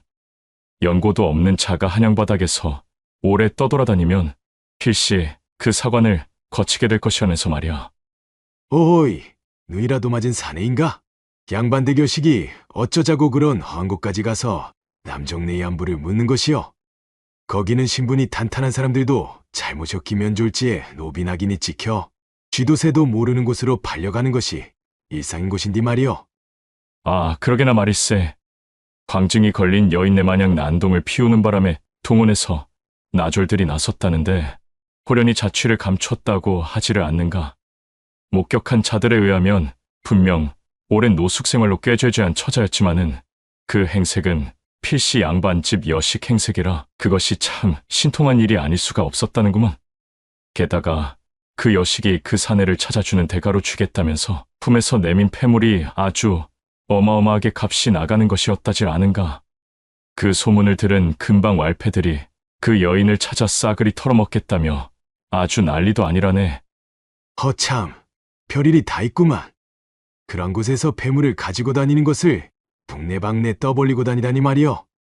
이 험한 한양바닥에서 그리 똥오줌도 가리지 못하다니 아무리 곱게 자란 양반네 여식이라고 한들 세상 물정에 까막눈이어도 그리어두우면 험한 꼴 당하기 시상이지. 사내들의 담소를 어깨 너머 유심히 엿듣고 있었던 경천은 이상하게도 그냥 흘려버릴 수가 없었습니다. 자신의 오감이 이것에 대해 집중하라 말하는 듯한 기분이었지요. 그간의 고생길이 끝날 것만 같은 알 수 없는 희망마저 고개를 드는 느낌이었습니다. 아무래도 아니 되겠다. 내 이 두 눈과 두 귀로 확인하기 전에는 포기할 수가 없구나. 그 사관으로 찾아가 보아야겠도다. 물어물어 노비공증 사관의 구역으로 당도한 경천은 눈앞에 들어오는 살풍경한 모습에 숨을 들이켰습니다. 곳곳에 널브러져 있는 광인들과 불황자들, 당리를 갚지 못해 스스로 노비가 되어 팔려나가는 것을 기다리고 있는 사람들까지 자신이 그토록 떠돌아다닌 한양바닥과 같은 땅인지 군간이 가지 않을 정도로 이곳은 그야말로 생지옥과도 같은 모습이었으니까요. 희망을 잃어버린 자들이 모여있는 지상 최대의 나락이라는 생각이 한 번에 들 만큼 그곳의 분위기는 어둡고 암울했습니다. 어디서부터 가연낭자의 정보를 취합해야 할지 그것만으로도 막막하건만 초입부터 쉽게 해결될 것 같아 보이지는 않는구나. 만약 주막의 사내들이 말하던 소문이 사실이라면 가연낭자는 혈혈단신, 성치도 않은 아녀자의 몸으로 오로지 나를 찾기 위해 이런 곳을 드나들었다는 말이질 않은가. 가연낭자가 큰 위험에 처하기 전에 매 반드시 그녀를 만나야만 하겠도다.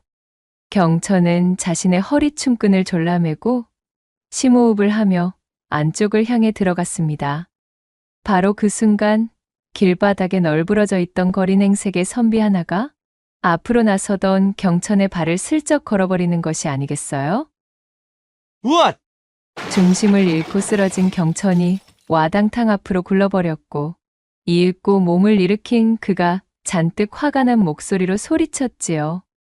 아니 여보시오! 이것이 대체 무슨 해괴한 짓이오? 아, 사람이셨소. 허허 이거야 원. 내 미안합니다. 뜻하지 않게도 소경신세가 되어 앞이 보이질 않아 그러하니 이해 좀 해주시오. 소경이라는 말에 경천이 조금 머쓱해져 몸을 일으키며 살펴보자 실실거리는 얼굴로 이죽거리는 소경거린의 행색이 어째 자신과 엇비슷한 낭인 선비의 몰골을 하고 있는 것이었습니다. 거 조심 좀 하시지요. 그럼 나는 갈 길이 바빠 이만. 그러자 소경 선비가 경천의 소매자락을 덥석 잡아 그를 멈춰 세우고는 말했습니다. 며칠째 음식 한 끼 입에 넣지도 못하였는데 혹 요깃거리 없으십니까? 미안하지만 내 코도 석자요. 나 역시 음식 구경 못 해본 지가 아주 오래입니다. 보이지가 않아 모르나 본데 내 행색이 지금 그쪽과 별반 다르지가 못하오. 아니, 제 행색이 어떻다고 그러십니까? 보면 모르겠. 아, 볼 수가 없군. 이거 미안하오. 아무튼 당신 거린을 가까스로 벗어난 몰골이오. 이 지경이 되었는데도 모르시겠소? 경천의 말에 소경 선비는 충격을 받은 듯 입을 떡 벌리고 놀라는 표정을 지었습니다. 한시가 바쁜 와중에 웬 괴이한 선비가 달라붙자 초조해진 경천은 소매자락을 붙들고 있는 소경 선비의 팔을 슬그머니 뿌리치며 말했지요. 이보시오, 내 지금 여기서 일이 한가하게 있을 짬이 없소이다. 내 바쁜 일이 있으니 그럼 볼일 보시구랴. 나는 이만 용무가 있어 먼저 가겠소. 그리고는 한 발짝 앞으로 발을 때렸는데 이게 웬걸. 경천의 소매자락을 붙들고 있는 소경 선비의 팔힘이 어찌나 센지 앞서 나가려던 경천이 휘청 몸이 기울 지경이었습니다. 아니 왜 이러시오? 이것 좀 놓고 좀. 경천이 버럭 고성을 내지르며 언짢아 하자 소경 선비가 다가와 경천의 귓가에 속삭였습니다. 미안하지만 나를 좀 도와줄 수 있으시겠소? 지금까지 무엇을 들은 게요? 내가 지금 한가하게 이러고 있을 시간이 없소. 한시가 급한 와중에 당신까지 도울 여력은 더더욱 없는 사람이고 말이오. 대체 무슨 일이기에 이 노비거래촌에서 바쁘다는 게요? 설마 지엄한 국법을 어기고 몰래 산노비나 도망친 간호를 잡아다 거래하는 노비 상인이시오? 이 사람. 거 보이지 않는다고 생사람 잡지 마시오. 나는 오히려 그 지엄한 국법을 어기고 산업이나 간호를 암암리에 내다 파는 족속에게 혹여나 잡혀있을지도 모르는 내 정인을 찾고 있는 사람이오. 하도 어처구니가 없어 억울해하는 경천의 목소리에 소경 선비가 씩 미소를 지으며 답했어요. 고, 그러하시단 말이시오? 이곳에서 찾는 정인이 있으시다? 그러하면 더더욱 잘 되었소. 나를 도우면 당신의 정인을 찾는 일에도 도움을 받을 수가 있을 것이오. 소경 선비가 희죽거리며 경천에게 귓속말로 몇 마디를 속닥거렸고 그의 말을 들은 경천의 두 눈이 휘둥그레졌습니다. 지금 한 말이 참으로 사실이시오.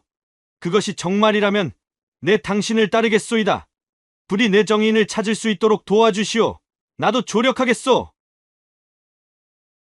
한편 가연이 야밤에 월담하여 도망친 이후 집안은 한바탕 난리가 났습니다. 병약하고 연약한 아씨의 야반도주 하나 지키지 못하여 세도가 양반댁 무남동녀의 생사조차 모르게 되었으니 여식의 안위와 체면을 동시에 구긴 안방마님의 심기가 여간 불편한 것이 아니었지요. 가연의 어미는 당장 하인들을 불러 문초를 놓을 기세로 집안을 뒤집었습니다. 연희가 집에서 사라진 지 몇 날 며칠째인데 아직도 소식조차 들을 수 없으니 참으로 기가 막힐 노릇이로다. 건장한 사내도 아니고 병세가 완연한 아녀자 홀로 그것도 눈에 띄는 비단 옷을 두른 양반댁 아녀자 이거늘 아직도 찾아내지 못한다는 것이 이게 말이나 되는 이야기이냐. 내 딸이 지금 이 한양의 저작거리 어딘가에서 그 어떤 험한 꼴을 당하고 있을지 모르는데 지금 당장 무슨 소식이라도 가져오지 않으면 내 그날 번을 서고 지켜보고 있던 놈들부터 시작하여 내 놈들 모두 가만두지 않을 테니 목숨들이 아깝거든 당장에 나가 무엇이라도 알아내거라. 서슬퍼런 얼굴로 일가라는 가연의 어미가 보이는 박력은 하인들로 하여금 공포에 질리게 만들기엔 부족함이 없었습니다.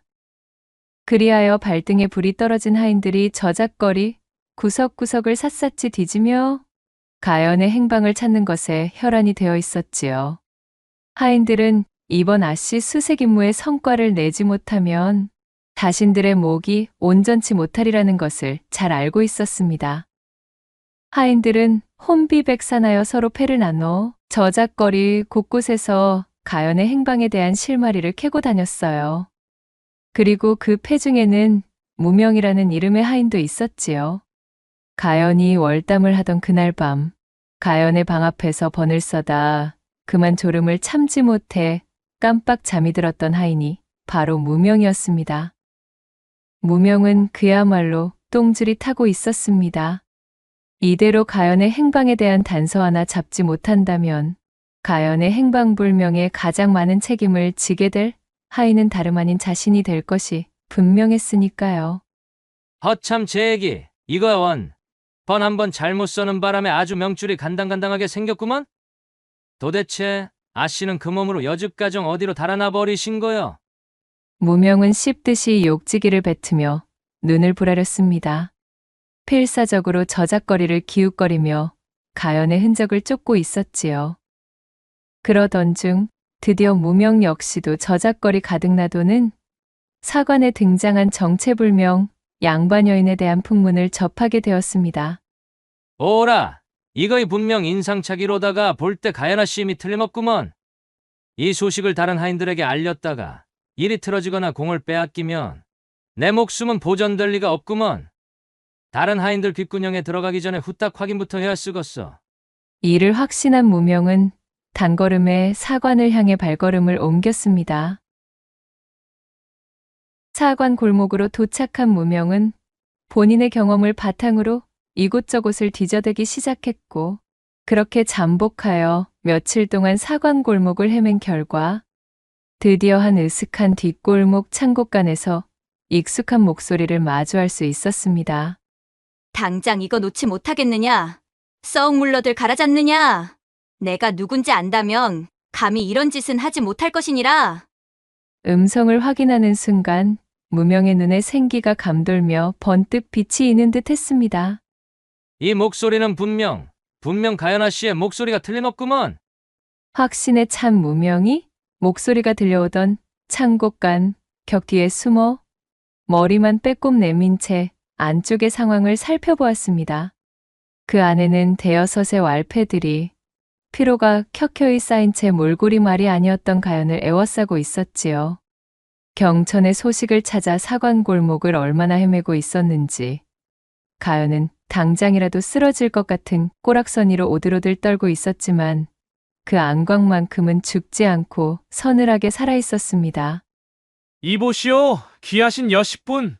저기 바깥 시상에서 침깨나 뱉으면서 권세를 좀 누리셨는지 어쨌는지는 모르겠지만 이 사관골목 안에서는 그런 것이 무용지물입니다요. 여기는 족보는커녕 당장 내일까지 목이 붙어있을지 어떨지도 모르는 것들 천지라 아주 그냥 막사라제 끼는 놈들 소굴이구먼요. 그런 놈들이 득시글거리는 곳에서 그래 동네방네 값나가는 폐물을 들고 다닌다고 떠벌리고 다니시니 우리 같은 놈들을 안 만나고 백이겠소?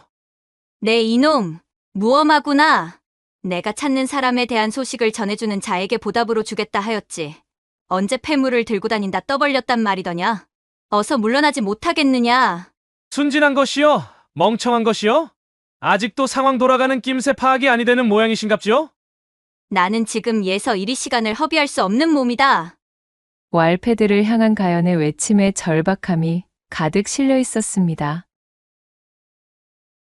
경천에게 도움을 요청한 소경선비는 본디 사헌부의 관리였으나 임금의 눈에 들어 이후에 임금 직속의 어명을 받들어 변복을 한 채 암행을 다니던 비밀 감찰관이었습니다. 국법으로 금하는 산호비 암매매 또는 도망친 간호들을 적발하여 해당 가문으로 돌려보내는 것이 아니라 웃돈을 얹어 머나먼 다른 곳으로 팔아치우고 공증문서를 날조해주는 이 사관 뒷골목에 대한 풍문이 조정에까지 닿아 있었기에 이에 따른 조사차, 변복을 하고 정탐을 하고 있었지요.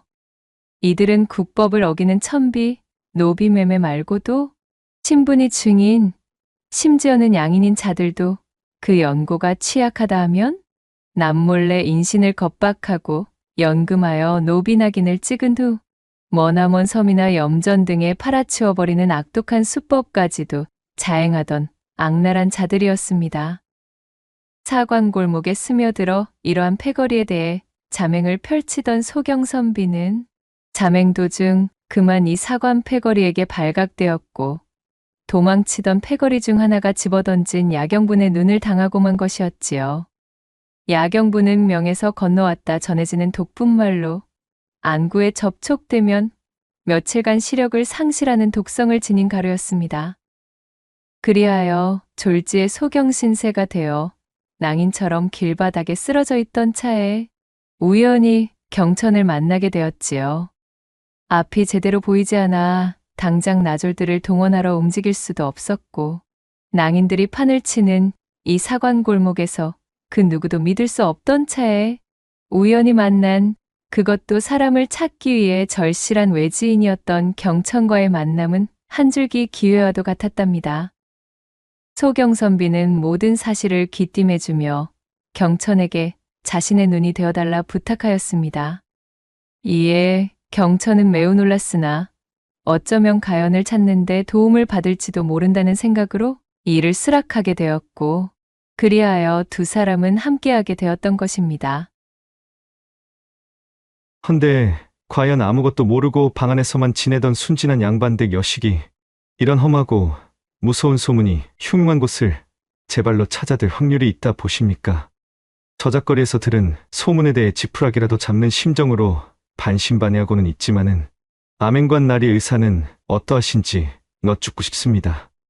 저도 그리 생각은 하고 있소마는 이 사관골목이 또한 워낙 다양하고 의지할 곳 없는 사람이 모여들기로 이름 높은 곳이라 한양바닥에서 행방이 묘연해진 사람이나 사연이 있어 멀리 떨어졌다 소식이 끊긴 사람을 찾기 위하여 이 사관골목을 기웃거려 보는 사람들이 아름아름으로 상당히 많다 들었소이다.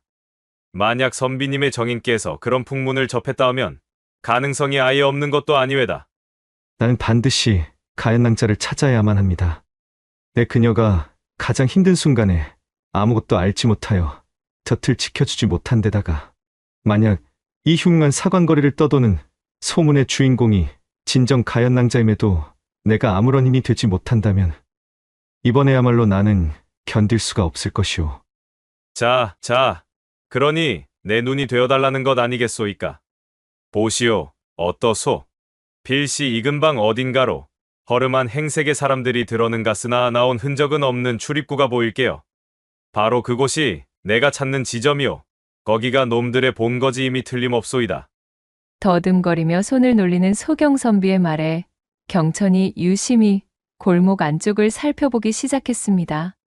그리고 잠시 후 어느 왈패 무리가 커다란 자루 하나를 등에 짊어지고서는 낡은 헛간 안쪽으로 들어가는 것이 보였지요. 그들이 어깨에 맨 자루에서는 묘한 소리가 흘러나오는 듯 싶었는데 마치 입이 막힌 여인의 흐느낌과도 같았습니다. 저기, 저쪽에서 웬 왈패무리들이 커다란 자루를 둘러매고 헛간으로 들어갔는데 그 자루가 상당히 수상한 것이 마치 사람을 감춘 모양새였소. 이런, 서두릅시다. 아무래도 나에게 독을 쓴 자들이 틀림없는 듯 싶군. 여인들을 불취하여 노비로 암암리에 팔고 있는 것이 틀림없소. 어서 나를 그들이 향한 곳으로 안내해 주시오. 아니 어쩌려고 그러십니까? 눈도 성취하는 와중에 저 건장한 왈패들을 어찌 상대하시려고요? 설마니 저에게 기대를 걸고 계신 것은 아니시겠지요?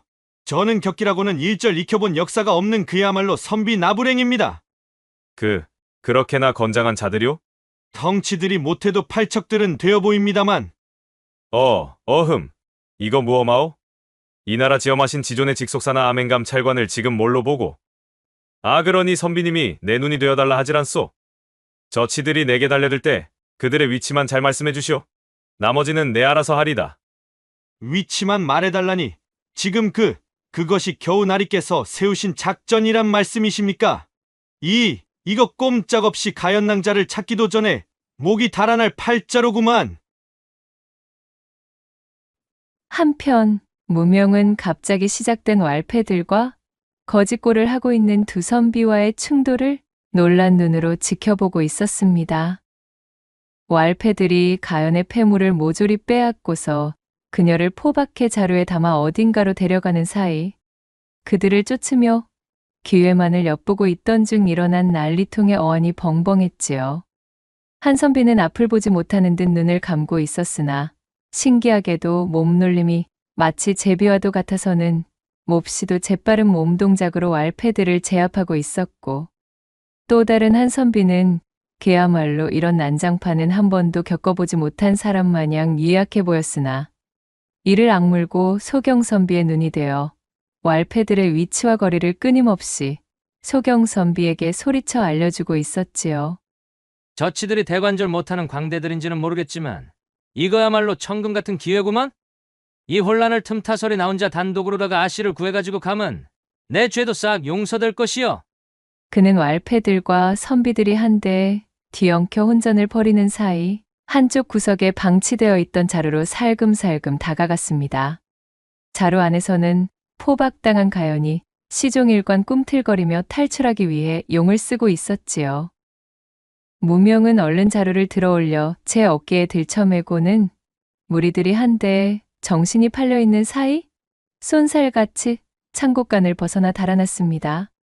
달려드는 왈패들을 허둥지둥 피하며 소경선비, 아니 아멘감 찰관에게 왈패들의 정보를 전달하느라 여념이 없던 경천의 눈에 자루를 메고 달아나는 하임 무명의 뒷모습이 들어왔지요.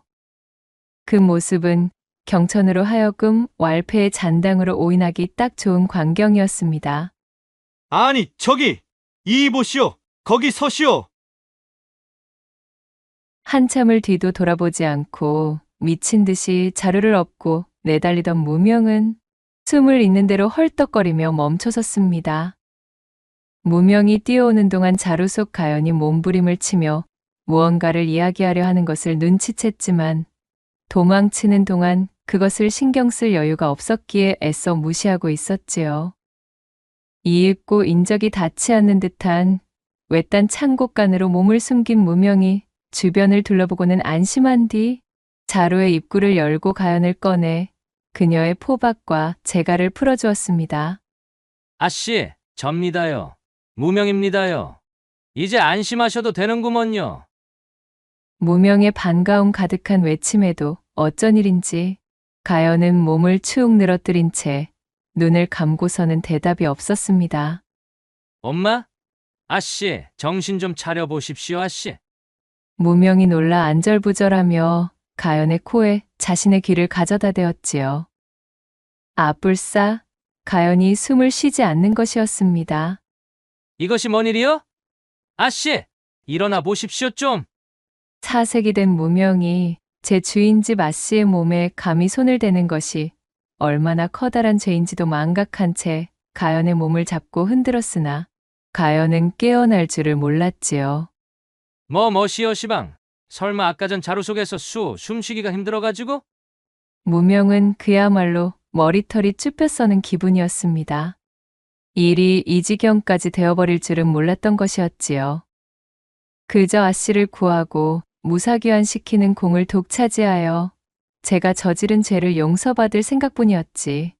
막상 그 아씨가 답답한 자루 속에 갇혀 호흡곤란의 상황이 왔을 줄은 꿈에도 몰랐습니다.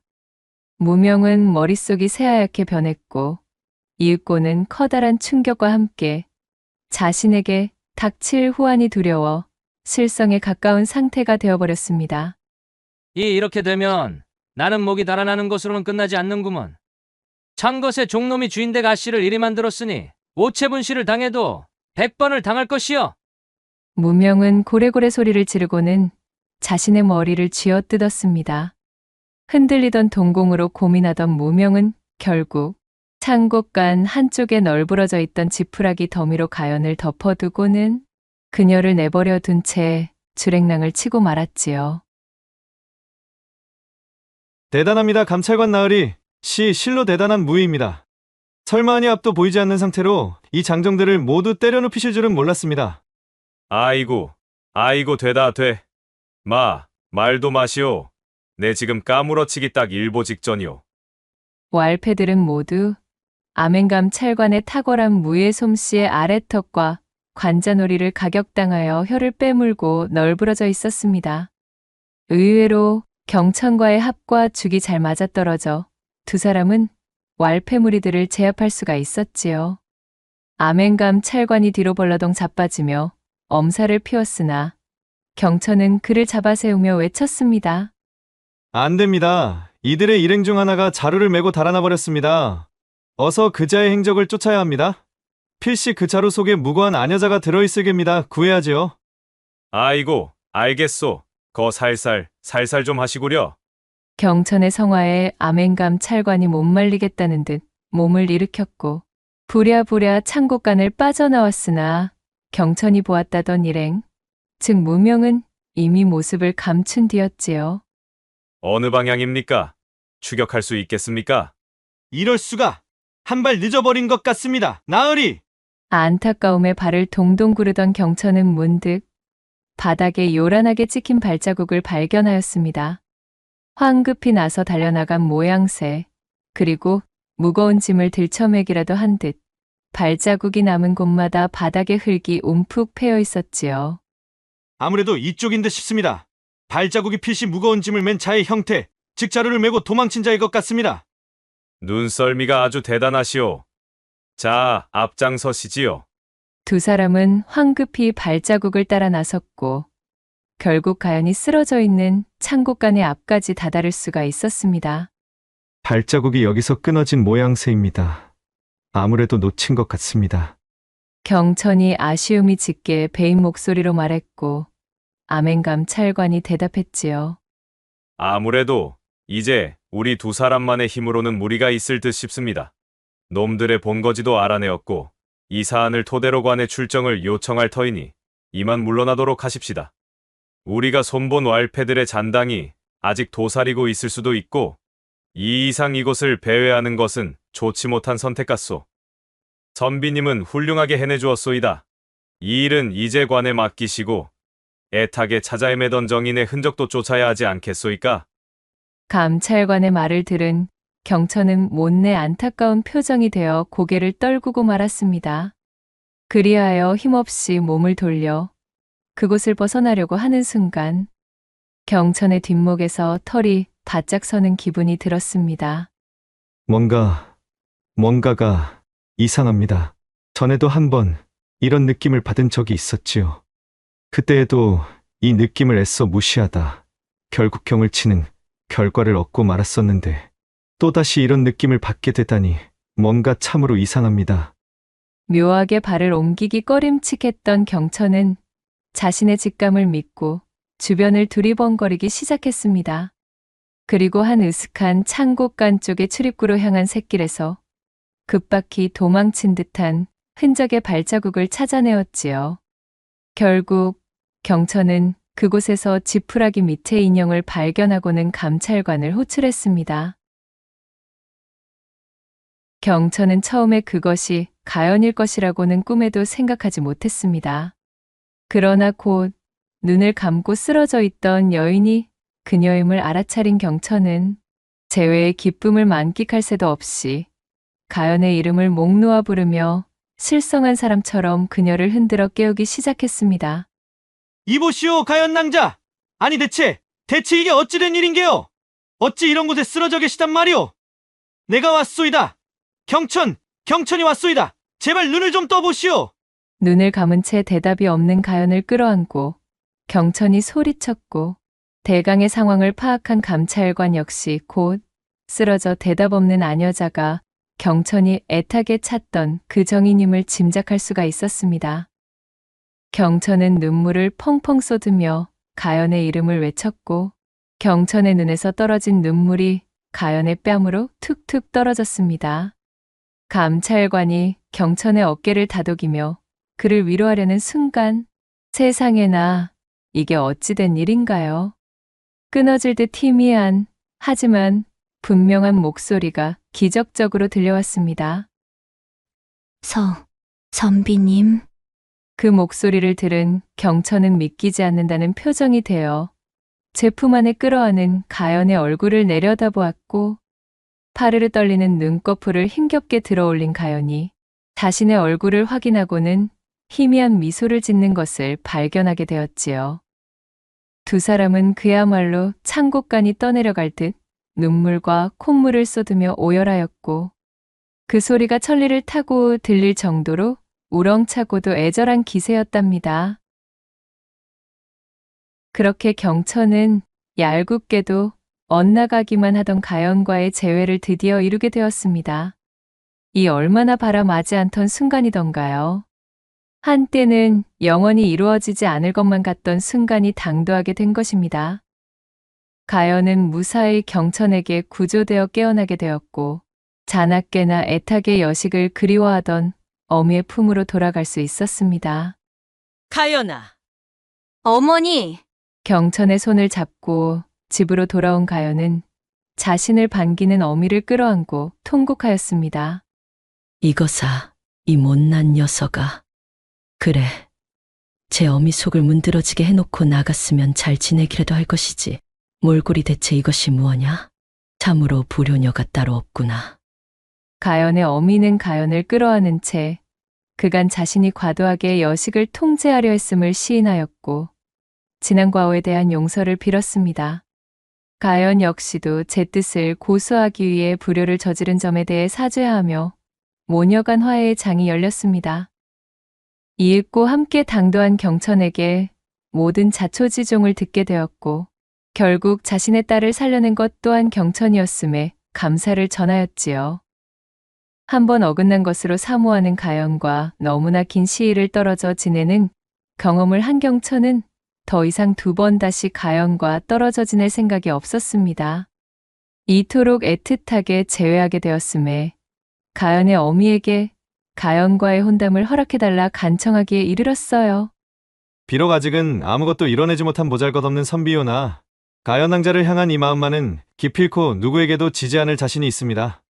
부디 저에게 가연낭자의 배필이 될 수 있는 영광을 주십시오. 그대 덕분에 딸을 잃을 뻔하였으나 결국은 그대 덕분에 딸을 되찾았으니 어쩌겠는가. 앞으로는 결코 한밤중에 월담만은 하지 못하게 자네가 단단히 붙들어두게나. 내 딸을 잘 부탁함세. 그리도 몸이 약하고 의욕이 없던 아이가 자네와 관련된 일에 이리도 물불을 가리지 않으니 어미가 되어 억지로 떼어놓은들 어찌 그것이 떨어질 수가 있겠는가 말이야. 그리하여 가연의 어미로부터 두 사람의 혼인을 정식으로 약조받았고 그렇게 경천은 향후의 기로가 정해질 때까지 가연의 집에 머물게 되었습니다. 두 사람은 한시도 떨어지지 않은 채 항시 맞잡은 두 손을 꼭 붙들고 놓지 않았습니다. 마치 잠시라도 떨어지면 다시 헤어질 것만 같은 불안감에 그들은 한 몸처럼 붙어 다녔지요. 시간은 정신없이 흐르고 흘러 암행감 찰관의 연이은 조치로 사안이 관부에 이관되어 암암리에 새를 불리던 사관 골목의 성세는 드디어 막을 내렸습니다. 어느덧 시력을 회복한 감찰관이 경천과 가연을 찾아왔습니다. 이거 선비님 덕택으로 아주 커다란 공을 세워 체면이 말이 아니게 높아졌습니다. 주상전하께서도 명을 성공리에 마무리 지은 것에 대해 깊이 치하하셨으니 참으로 감사드립니다. 제 덕택이라니요. 큰일은 감찰관 나으리께서 다 하셨는데 말입니다. 팔자에도 없던 활극을 겪느라 저는 그때만 생각하면 아직도 가슴이 벌렁댑디다. 덕분에 저도 꿈에 그리던 가연 낭자를 다시 만나게 되었으니 저 역시도 나으리께 감사에 마지 않는 마음입니다. 맞사옵니다. 참으로 감사드립니다. 이거야. 두 분께서 이리도 찰싹 달라붙어 계시니 조선의 원앙들이 다 울고 가겠습니다. 그려. 그렇게 한참 동안 웃으며 서로 간 인사와 안부를 나누던 도중 감찰관이 말했습니다. 주상전하께서 이번 공모에 선비님의 공적과 자질 또한 적지 않음을 아시고 저희 감찰 업무에 등용할 수 있도록 윤허하셨습니다. 함께 해보니 눈썰미도 보통이 아니신 것이 아마도 잘 해내지 싶습니다. 어떻습니까? 저와 함께 한번 움직여보지 않으시겠습니까? 어줍잖은 통을 바라며 과거 준비를 하시는 것보다는 녹봉이며 품계며 모든 것이 더 우위에 서는 자리입니다만. 감찰관의 말에 경천은 대번에 화색이 되었습니다. 가연과의 혼례를 앞두고 입신양명의 꿈을 위해 노력하고 있던 차에 찾아온 너무나 반가운 소식이었으니까요. 여부가 있겠습니까? 물론입니다.